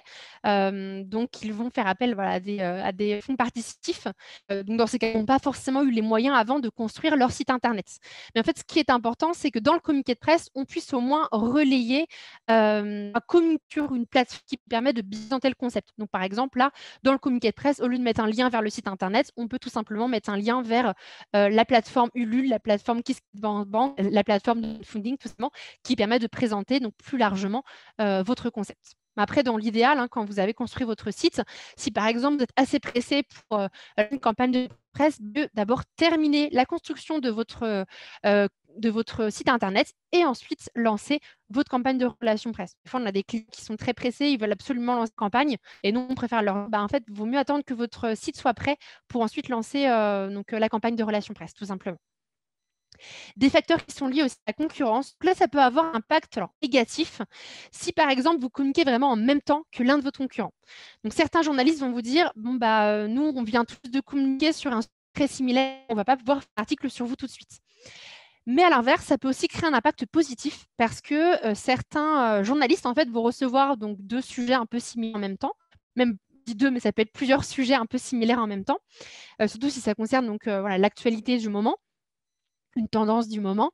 Ça peut tout à fait lutter envers un arc sur vous, mais également sur les autres sujets, sur les autres produits, services un peu similaires pour présenter tous ces services, tous ces produits en même temps. C'est vrai qu'en tant que consommateur, on est parfois à la recherche de ce type d'article qui va nous permettre de comparer, de mettre en avant les points forts de tel ou tel produit ou tel service pour nous aider ensuite à faire la suite. Donc voilà, c'est de communiquer en même temps que ses concurrents. Déjà, c'est quelque chose qu'on ne peut pas forcément prévoir en amont et surtout, ça peut vous apporter un impact négatif, mais également positif. Alors après, négatif, c'est pas parce qu'un journaliste vous dit là, on vient tout juste de réaliser un article sur votre concurrent qu'il ne sera pas intéressé par la suite. Dans ces cas-là, vous le notez sur un petit tableau. Vous pouvez reprendre contact avec lui, par exemple, 2 à 3 mois après, en fonction aussi de la deadline que le journaliste a pu vous donner. L'accent sur la relation à avoir avec les journalistes. Donc, dans un premier temps, que dire aux journalistes? Déjà, il faut toujours prendre le temps de bien remercier les journalistes de leur intérêt. En effet, même si c'est un média qui vous intéresse un petit peu moins. Il faut toujours prendre le temps de le remercier parce qu'il ne faut pas oublier qu'il existe des journalistes indépendants. Par exemple, des journalistes qui ont travaillé pour plusieurs médias. Donc, si vous ne répondez pas à l'un des médias, vous imaginez bien que lui ne prendra pas le temps de revenir vers vous pour un autre média. Mais également, prendre répondre si on part du principe, comme je vous le disais, que toute visibilité est bonne à prendre, qu'il n'y a pas de petit support, que ça peut toujours vous apporter d'autres résultats par la suite. En deuxième point, n'hésitez pas à poser des questions au journaliste pour en savoir plus sur son projet éditorial. Ça va lui montrer que vous êtes intéressé par son projet et dans le temps, vous pouvez en profiter pour vous représenter, reformuler vous êtes, pour vraiment nourrir au maximum son projet. En troisième point, être réactif, de traiter le plus rapidement possible les retours des journalistes. C'est ce que déjà j'ai pu vous dire tout à l'heure. C'est important de consulter tous les jours ces appels, ces emails pour ne pas passer à côté d'une éventuelle parution. Pour vous donner un exemple, on avait une cliente qui avait, eu un retour de France Bleu, qui avait eu donc un message vocal de la part du média, qui en fait a contacté, qui a pris connaissance de ce vocal 2 jours après. Et en fait, c'était déjà trop tard parce qu'en fait, France Bleu cherchait tout simplement un sujet de dernière minute. Donc en fait, à ce moment-là, France Bleu n'avait plus de place pour communiquer sur votre client. Alors là, c'est vraiment un exemple un peu extrême, mais c'est que je préfère bien insister là-dessus. Il vaut mieux vraiment consulter tous les jours ces emails, ces appels pour ne pas passer à côté d'une éventuelle parution. En quatrième point, on vous demande d'être force de proposition, on vous conseille d'être force de proposition, comme je vous le disais donc tout à l'heure. Il faut être prêt à donner du temps, aux journalistes ou à deux pour recevoir. En cinquième point, n'hésitez pas à relancer les journalistes par email ou par téléphone. Comme je vous le disais tout à l'heure, à partir du moment où un journal est revenu vers vous, c'est qu'il est un minimum intéressé. Donc dans ce cas-là, il ne faut pas le perdre, il ne faut pas le laisser passer, il faut le recontacter, quitte à ce que le journaliste vous dise en fait, non, on fera plutôt un article que dans comme ça, vous avez une deadline, vous le notez sur votre tableau et vous le recontactez plus tard. Et voilà, n'hésitez pas à vous créer un tableau de suivi, le tableau que je vous ai présenté, par exemple, tout à l'heure. La partie inverse, qu'est-ce qu'il faut donc, que ne pas dire aux journalistes? En premier point, ne pas demander donc directement ce qu'ils ont proposé. C'est bien un peu en contradiction avec ce que j'ai pu vous dire. Il faut poser des questions aux journalistes, il faut s'intéresser à leur projet, mais plutôt que d'introduire votre échange en leur disant qu'est-ce que vous avez à me proposer, plutôt venir avec une proposition en leur disant merci de votre contact, est-ce que vous souhaitez que l'on prévoie un échange téléphonique, etc. Donc là, ça peut vous donner un petit conseil sur la façon d'introduire l'échange avec les journalistes. En deuxième point, éviter l'autopromotion abusive. Je vous le disais au début de la session, il ne faut pas oublier qu'on s'adresse à des journalistes et non à des prospects. Donc, il ne faut pas être dans un discours publicitaire. Encore une fois, il faut leur donner envie de parler de vous, parler de concept. Il faut essayer de faire le lien avec une actualité pour vraiment montrer l'intérêt de votre concept, pourquoi il va ensuite intéresser l'audience, le public des médias. Et non leur présenter votre produit comme un super produit pour le journaliste, parce que de toute façon, le journaliste, ce n'est pas ce qui va l'intéresser, c'est un produit qui va forcément le concerner lui directement, c'est plutôt un produit qui peut intéresser, par exemple, ses lecteurs. Et les deux derniers points vont ensemble: dévaloriser la nature de votre information ou laisser sous-entendre qu'il n'y a rien de nouveau dans ce que vous faites. J'insiste sur ces deux points parce que, en fait, même si votre camp de relation est terminé, vous pouvez par la suite être contacté par des journalistes. Par exemple, vous avez fait votre envoi initial, relance mail, téléphone, réseaux sociaux, etc. Vous pouvez être contacté par des journalistes, même 6 mois après, 1 an après. Et en fait, c'est vraiment insister sur le fait qu'il faut toujours rester dans cet esprit nouveauté. En fait, votre sujet peut tout à fait intéresser les journalistes, même quelques temps après. En fait, des fois, il y a des journalistes qui vont mettre de côté votre communiqué de presse et vont revenir vers vous quelques mois après. Donc, dans ces cas-là, il ne faut pas leur dire « Ah ben non, mais ma campagne, elle est terminée, mon sujet n'est plus d'actualité ». Toujours rester dans cet esprit un peu nouveauté. Quelques conseils pour préparer donc une interview, une émission. Déjà, quand vous avez le journaliste au téléphone, vous pouvez en lui demander des renseignements sur les différentes modalités de l'interview.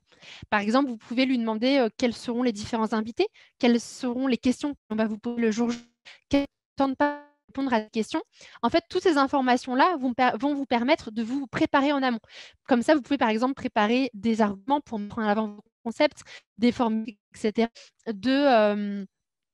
De vous entraîner à respecter le temps donné pour répondre à telle ou telle question, parce que sinon, le risque, c'est que vous soyez coupé par le jour J, alors que vous n'avez pas le temps de dire tout ce que vous souhaitiez dire pour mettre en avant votre concept.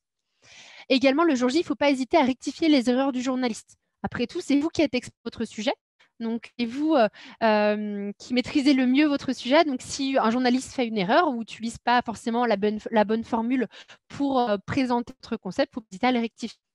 Et enfin, être zen, mais pas trop, parce que c'est un exercice qui n'est pas évident. Pour se sentir le plus à l'aise possible le jour J, c'est un exercice qui demande une certaine préparation. Voilà les petits conseils que, en tout cas, moi, je peux vous apporter voilà, pour le moment. Préparez donc également votre kit. Alors, le kit média, kit presse, c'est un terme qui est beaucoup employé par les journalistes, en effet. Si vous réalisez votre campagne de relations presse, certains médias vont revenir vers vous en vous demandant votre kit média. Donc, en fait, le kit média, c'est un petit document que vous pouvez vous présenter, alors un document, plutôt un dossier, qui prend la forme d'un fichier zip pour pouvoir y regrouper donc, tout un tas, donc, beaucoup d'informations vous concernant la campagne. Donc, par exemple, dans ce kit média, on va pouvoir, vous allez pouvoir y mettre votre communiqué de presse en version Word, en version PDF, également votre dossier de presse si vous en avez un, ou alors tout autre document qui vont permettre de présenter plus largement votre concept si vous en avez, votre logo en haute définition, excusez-moi, la photo du dirigeant, d'équipe, etc. et tout un tas de visuels supplémentaires. Comme ça, quand un journaliste vous demande une information supplémentaire ou un visuel supplémentaire, tout est déjà prêt. Vous pouvez lui répondre assez rapidement parce que votre kit média est déjà préparé. Donc voilà. Alors, je vois qu'il y a une question donc, de la part d'Olivier. Quel est le meilleur moyen pour rester présent dans l'ère médiatique, sachant qu'on ne maîtrise pas les dates de parution? Communiquer en gros ou au compte-gouttes. Alors, vous allez me dire si je réponds bien à votre question. L'idéal, c'est de, en effet, lancer plusieurs campagnes de relations presse sur une année. Pour vous expliquer, nous, en fait, on a mis aussi en place des offres de collaboration sur le long terme pour aider nos clients à communiquer régulièrement sur une année. Donc, par exemple, on propose 3 campagnes de relations presse sur 6 mois ou bien 6 campagnes de relations presse sur 1 an. Alors après, là, c'est dans le cas où vous avez en effet pas mal d'informations à transmettre aux journalistes. Après, encore une fois, il ne faut pas toujours attendre d'avoir une actualité pour créer une campagne de relations presse, pour créer un communiqué de presse. Donc, disons qu'il n'y a pas de règles vraiment précises. Vous pouvez tout à fait vous permettre de lancer 6 campagnes de relations presse sur une année. Vous pouvez également tout à fait de lancer 2 campagnes de relations presse un peu en parallèle à partir du moment où également vous êtes sur des campagnes, sur des sujets qui vont être différents. Par exemple, vous pouvez tout à fait lancer une campagne de relations presse qui va être beaucoup plus axée sur des médias B2C, parce que ça va concerner vraiment votre activité B2C, et une autre plutôt sur votre activité B2B. Comme on n'est pas sur le même type de médias, vous pouvez tout à fait lancer ces campagnes un peu en parallèle. Vous pouvez aussi lancer une campagne de relations presse, même si une n'est pas terminée. Voilà, tout dépend un petit peu des différents sujets que vous avez à présenter. Vous pouvez tout à fait, par exemple, vous réaliser un plan de communication personnalisé, enfin un plan de communication tout simplement, pour vraiment vous aider à savoir quand lancer une campagne. Ce que je vous conseille de faire, c'est en effet de vous créer un petit tableau, de vous mettre, par exemple, une colonne idée, enfin sujet de campagne, une autre date de lancement de la campagne. Vous préparez ça, vous vous mettez plusieurs idées de campagne. Par exemple, là, on va faire une campagne de relations presse plutôt axée sur le produit, une autre sur tel produit, une autre plutôt axée B2B, une autre axée à B2C, une campagne de relations presse plutôt axée sur l'entrepreneur, sur le fondateur de l'activité, voilà, pour présenter en fait l'activité d'une manière différente, vraiment sous l'angle de l'entrepreneur, du fondateur. Et en fait, à la fois, vous la date de lancement de la campagne. Soit il y a vraiment une date idéale pour lancer cette campagne parce que vous allez faire le lien avec une période forte, avec la rentrée de septembre, avec Noël, avec la rentrée de janvier, etc. Après, s'il n'y a pas forcément, si vous ne souhaitez pas forcément de lien avec une période forte, faire de lien avec une forte, vous tout simplement vous construire votre propre calendrier sans forcément avoir une date précise en tête. Ça va vous donner déjà vue dans un petit peu sur différentes campagnes. Ce qui est conseillé forcément, c'est de communiquer donc assez régulièrement, comme je vous le disais, de faire au moins une campagne tous les ans, si c'est possible, d'en faire 3 pour vraiment rester présent auprès de la sphère médiatique, surtout quand on est une entreprise qui vient de se lancer, hein. L'idée, c'est vraiment de vous faire connaître près des médias. Et comme je vous le disais, avant d'atteindre certains médias, il faut tout simplement se faire connaître, avoir suffisamment de parutions, suffisamment de visibilité obtenue auprès de blogueurs, d'influenceurs, au sein de d'autres médias qui vous permettront par la suite d'avoir ensuite des parts dans des plus grands. Alors j'espère que j'ai bien répondu à Ouais, votre bien question, bien répondu, Olivier. merci beaucoup. Oui, super, bon, bah, merci à vous. Alors je vois que j'ai d'autres questions, de les sujets de campagne, de relations presse qui sont les meilleures, retombées médiatiques. Alors, ce qui va, vraiment donc en effet, bien Romain, si, je réponds bien à votre question. C'est, en effet déjà les sujets qui vont concerner les lancements de campagne. Quand on est sur, start-up, sur un sujet assez innovant, c'est, voilà quelque chose qui fonctionne bien, au sein des relations presse. Mais également ce qui fonctionne bien, c'est, de toujours essayer de faire le lien avec une actualité, comme je vous le disais. Alors une actualité ou alors une tendance. C'est ça qui va bien marcher et c'est ça qui va être important en fait quand on construit son communiqué de presse. C'est forcément l'outil principal de sa campagne de relations presse. Donc, c'est pas quelque chose qu'il faut faire à la va-vite, hein, quitte à ce que la rédaction du communiqué de presse vous prenne vraiment du temps. Mais il faut vraiment essayer de faire le lien avec une actualité. Ce que le journaliste va chercher à savoir quand il va arriver sur le communiqué de presse, bah, c'est pourquoi ça va intéresser le lecteur sujet, sur quelle actualité, sur quelle tendance on va pouvoir faire le lien avec votre sujet. Donc en fait, l'idée, c'est de lui apporter déjà une solution, une fait d'article, en lui donnant déjà dès le chapeau une idée de sujet, en lui disant notre activité, vous voyez, elle peut répondre à cette tendance, elle peut répondre à cette actualité. On l'a créée parce qu'il y avait cette actualité, parce que les Français sont de plus en plus intéressés par cette tendance de consommation, etc. Donc après, vous dire là, précisément quels sont les sujets qui vont intéresser les journalistes, c'est compliqué parce que ça va vraiment dépendre à chaque fois de votre activité. Mais ce qui est important, c'est voilà, à chaque fois prendre le de son introduction, de construire son chapeau pour tout simplement trouver une tendance qui peut intéresser les journalistes et faire le lien avec votre sujet. Donc voilà. Alors, j'espère que j'ai bien répondu aux questions. Je regarde les autres questions. Maxime, y a-t-il des conseils particuliers sur les médias anglo-saxons où on est sur une recommandation qu'avec les médias français?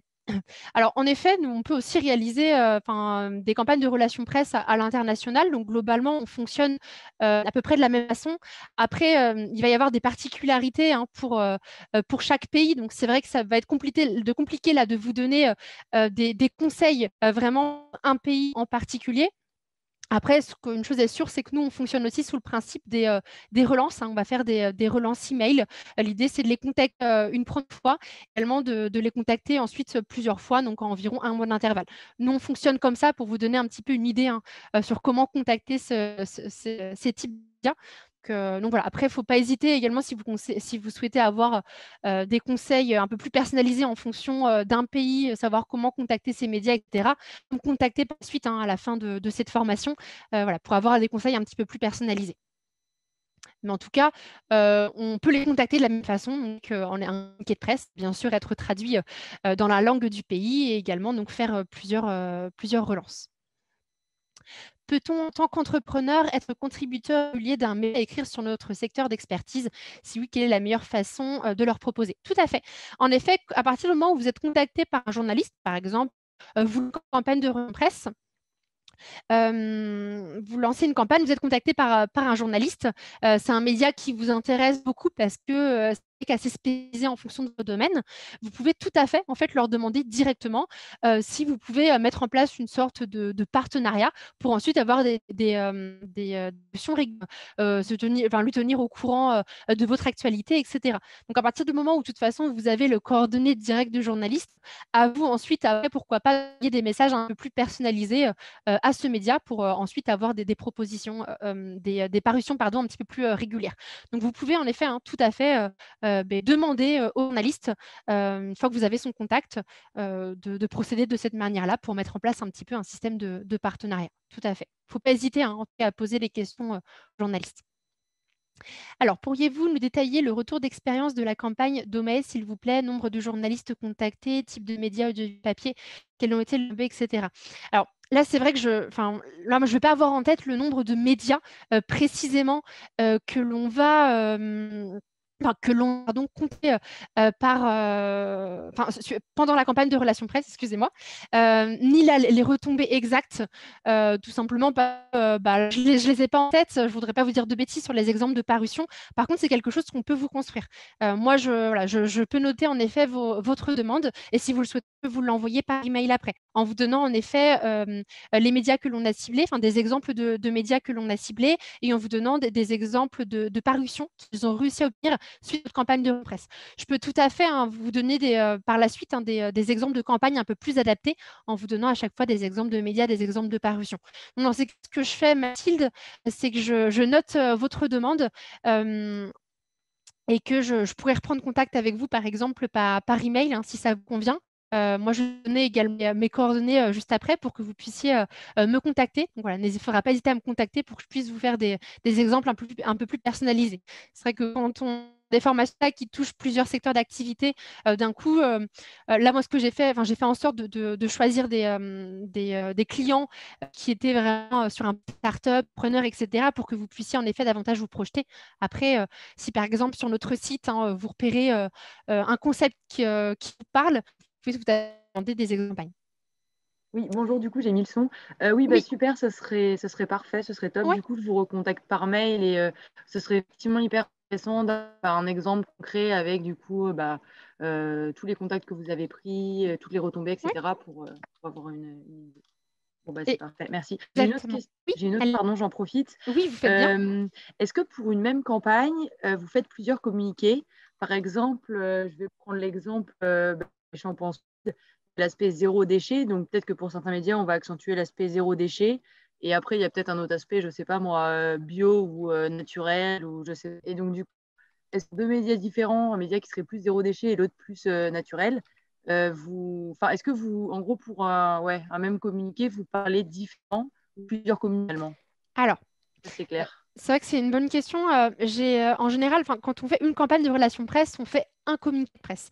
Donc après, quand on est sur des informations qui ont quand même un lien, donc notamment voilà, le côté zéro déchet, des produits bio, naturels, on reste quand même sur une philosophie pardon, similaire. On sait qu'on va intéresser un peu le même type de médias en parlant donc, disons, de ces deux points hein, pour vraiment critiquer l'activité de notre client. Donc, on va vraiment faire un communiqué de presse et là en présentant donc, ces deux aspects parce que ce sont en effet voilà, des choses qui peuvent être regroupées dans un communiqué de presse. Quand par exemple, on présente une entreprise, en effet, on peut la présenter de manière différente.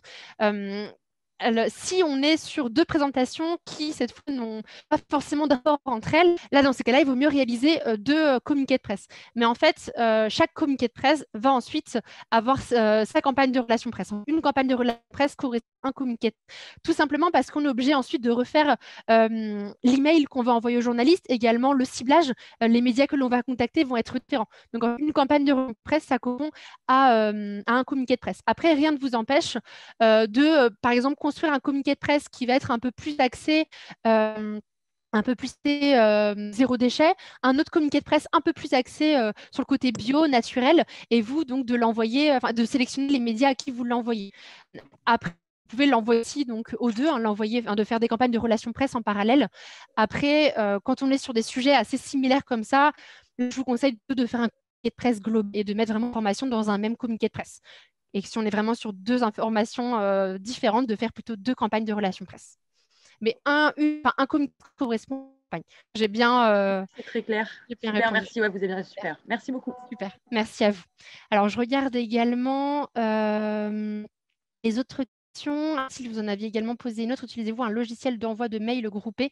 Donc oui, tout à fait. Nous, en fait, on va faire, pour vous expliquer, en fait, on envoie un email donc via notre interface client, on envoie le même email à tous les médias nationaux et le même email à tous les médias locaux. On fait deux emails différents, c'est vrai que je n'ai pas insisté là-dessus tout à l'heure, tout simplement parce qu'on ne va pas les contacter de la même manière, en fait, même si globalement l'email reste très similaire. Mais en fait, quand on contacte les médias au niveau donc, local, en fait, on va devoir leur expliquer pourquoi on les contacte eux et pas une autre région. En général, en fait, on ciblait les médias auxquels notre client, enfin, les médias qui appartiennent au département de notre client. Donc, on va demander à notre client auquel département il appartient pour ensuite cibler les médias. Alors, quand on cible en général les médias d'un département, en fait, on cible les médias de toute une région parce que les médias ne s'occupent pas que de départements, mais bien de toute région. Donc, on va trouver une excuse en leur disant pourquoi on les contacte eux. En fait, il faut toujours qu'il y ait une raison. Des fois, on a nos clients qui souhaitent communiquer, communiquer des médias d'une autre région, mais si en fait, il n'y a pas de raison valable, le journaliste va tout simplement se demander pourquoi on les contacte eux. Donc, en fait, dans l'email que l'on fait, les médias vont dire pourquoi on les contacte eux, quel est le lien entre notre client et cette région, par exemple. Alors après, oui, nous, on va avoir notre propre interface pour envoyer des emails occupés. Vous pouvez tout à fait, en effet, utiliser soit des plateformes d'emailing, newsletter, Mailchimp. Nous, je sais que pour des newsletters, on utilise aussi ActiveCampaign. Voilà, il existe plusieurs outils. Vous pouvez tout à fait passer par ce type d'outils, donc qui sont en général, bien sûr, des outils payants. Après, des outils gratuits. C'est vrai que Mailchimp, on peut aussi l'utiliser une version gratuite. Et vous pouvez aussi donc en faire des envois groupés directement via votre adresse mail. Ce que je vous conseille, par exemple, de faire pour ne pas être envahi par les retours des journalistes, il y aura aussi des retours automatiques, c'est pourquoi pas de vous créer en fait une autre adresse mail qui va être à la campagne relation presse. Pour tout simplement recevoir tous les emails sur une même adresse email et là où vous aurez exclusivement des retours de journalistes. Voilà, c'est vrai que je ne vous ai pas précisé ça aussi tout à l'heure, mais ça peut être bien de fonctionner comme ça, de vous créer une autre boîte email vraiment propre, propre à donc voilà, j'espère que j'ai répondu à toutes vos questions. Alors, il doit me rester, si je ne dis pas de bêtises, oui, voilà, il me reste une slide. Donc, je termine et après, je reprends rapidement pour voir si vous avez d'autres questions. Quelques conseils pour la communication. Quand vous faites une campagne de presse, il faut aussi que vous puissiez communiquer en parallèle, comme toute action de communication. Plus on va multiplier les canaux de communication, ça va la visibilité et générer, disons, des retours positifs pour la campagne que vous allez lancer. Donc, quand vous lancez votre campagne, n'hésitez pas également à diffuser vos communiqués de presse auprès de vos prospects, clients, partenaires, sur votre site internet, vos réseaux sociaux. Vous pouvez également créer des campagnes emailing ou de newsletter, donc soit pour envoyer directement votre communiqué de presse ou pour informer que vous avez lancé, par exemple, une campagne de relations presse et les rediriger vers votre communiqué de presse, etc. Il y a plusieurs points de contact par rapport à votre campagne. Également, alors ça, c'est un conseil très important, tout au long de votre campagne de relations presse, c'est important de bien partager les résultats que vous avez obtenus au cours de la campagne. Donc, en fait, dès que vous avez un retour, moi, je vous conseille directement de le publier sur vos réseaux sociaux et votre site internet. Alors, sur vos réseaux, surtout parce que sur les, sur les deux, sur les réseaux sociaux et site internet, parce qu'en fait, les journalistes comme ça vont voir et que vous avez obtenu d'autres parutions, d'autres médias. Donc, les faits de mettre à jour vos réseaux sociaux et votre site internet, comme ça, si par exemple vous faites une relance un mois après, les journalistes, des journalistes intéressés à votre sujet, ils vont en général aller voir votre site, aller voir vos réseaux sociaux et ils vont voir en fait que vous avez déjà obtenu des parutions donc le mois précédent. Donc, pas leur dans certains cas, leur donner envie également de relayer votre information. Ça va en fait apporter de la crédibilité à votre concept, tout simplement en montrant que d'autres médias se sont intéressés à vous. Alors, donc sur vos réseaux sociaux, c'est facile. Vous pouvez tout simplement communiquer sur ce que vous avez obtenu une parution. Vous pouvez prendre en photo l'article papier que vous avez eu, faire une capture écran de l'article web, mettre un lien direct vers le reportage, l'interview, etc. N'hésitez pas également à identifier les médias. Nous, c'est des choses que l'on fait en fait pour nos clients. On a ce qu'on appelle chez nous les post-parutions.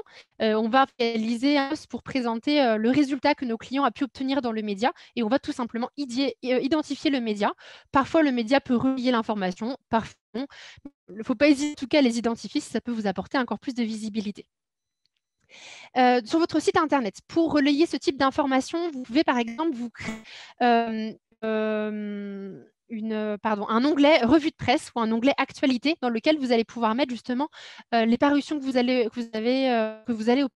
Mais également directement vous créer une rubrique sur votre page d'accueil intitulée « Il parle de nous ». Et là, vous allez mettre en avant tous les logos des médias dans lesquels vous avez obtenu une parution. Vraiment, vous apportez de la crédibilité auprès des autres journalistes, mais également de vos clients et futurs clients. Et puis également, vous pouvez mettre à jour vos documents commerciaux. Voilà, conseil sur la communication, comme ça me permet de finir vraiment la formation. Il me semble que j'avais vu une autre question de la part de Florent.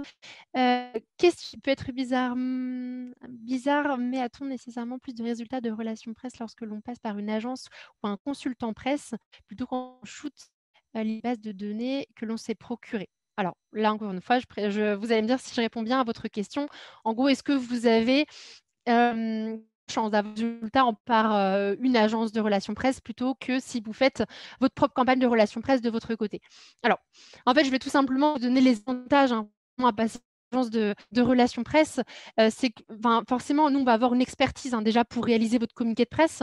On va savoir quelles sont les choses que l'on doit mettre en avant. On a une équipe d'acteurs en interne qui a l'habitude de rédiger les communiqués de presse, donc qui va savoir sur quelle actualité il va falloir faire le lien, sur quelle tendance, quelles sont les choses à mettre en avant, quelles sont les différentes parties qu'on va créer pour tel ou tel client, tel ou tel sujet, tout simplement. L'email, c'est pareil, forcément qu'on va avoir aussi l'exercice de notre pour rédiger cet email.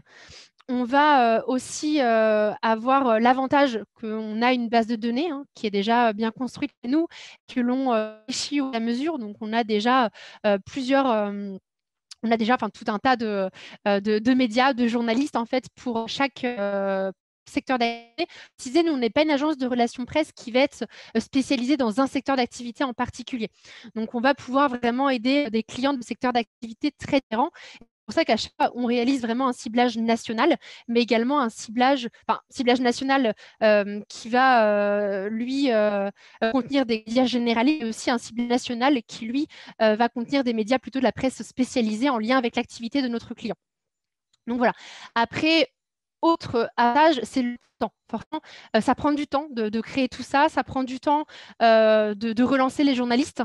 En fait, on a pas mal de nos clients qui sont des entrepreneurs qui ont déjà tenté de réaliser leur campagne de relations presse, qui ont aussi marché de leur côté, parce que là, c'est vrai que tout ce que je vous ai dit, vous êtes capable de réaliser de presse sur une base de données, mais c'est juste un travail qui va vous prendre plus de temps, même chose pour relancer les journalistes, etc.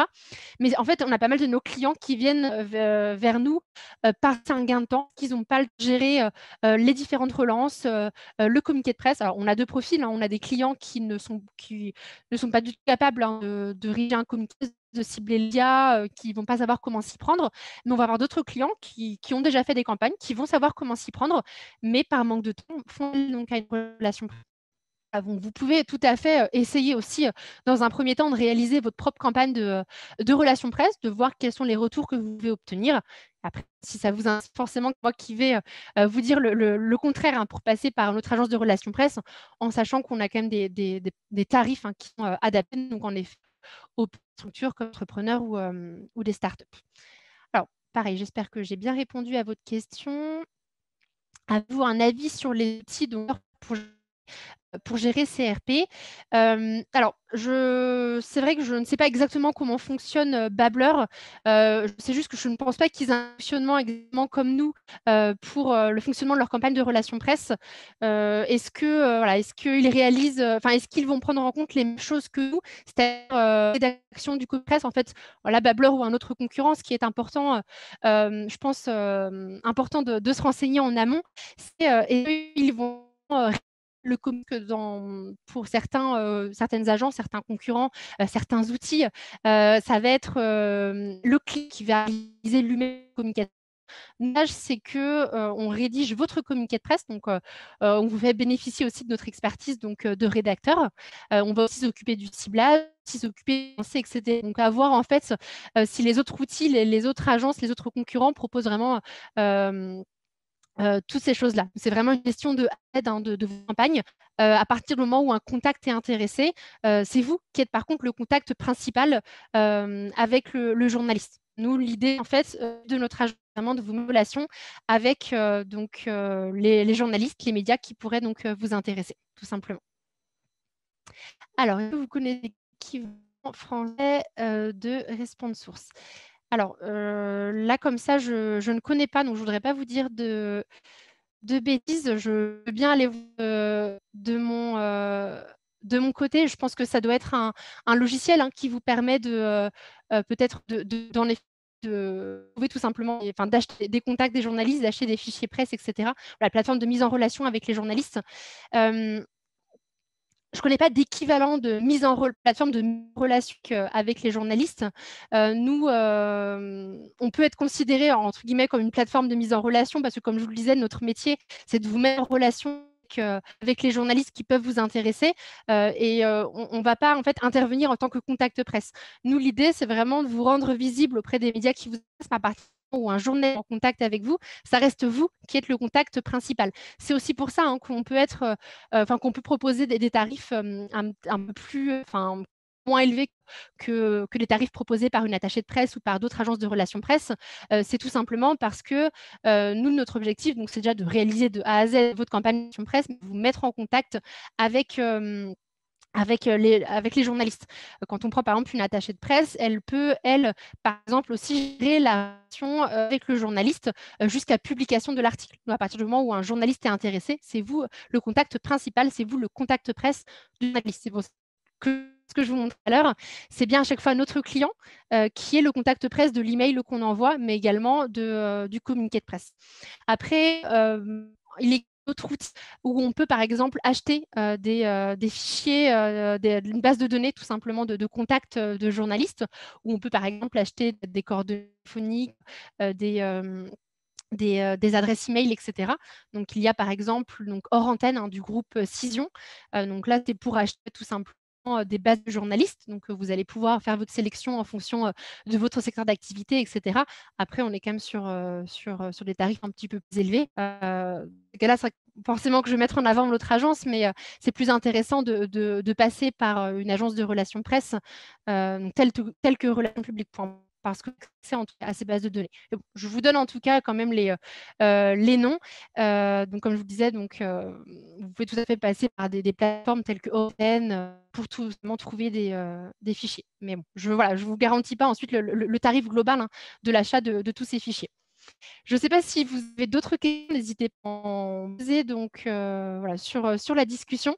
Je ne sais pas si j'ai à chaque fois bien répondu aux questions. J'essaye de faire le maximum. En tout cas, j'ai avec cette formation. J'espère que ça vous a plu. J'espère que ça vous a permis, que ça va vous permettre, pourquoi pas, de vous lancer de côté un petit peu votre campagne de relations presse, de continuer si par exemple vous avez déjà commencé, de vous donner un petit clé bas, savoir comment construire une quête de presse, comment sélectionner les journalistes. Comme vous avez pu le voir, c'est un travail qui demande du temps, mais qui reste tout à fait possible. Donc voilà, n'hésitez pas à vous lancer et à contacter si jamais vous avez des besoins. Alors moi, je vais vous mettre l'adresse email si vous souhaitez me contacter. Donc l'adresse, en fait, c'est @edi.com, donc édition EDI 2 SIO. Là, je vous l'envoie sur la discussion. Après, je vais également vous mettre mon numéro de téléphone, ça vous intéresse de le noter. Donc, c'est ma ligne directe.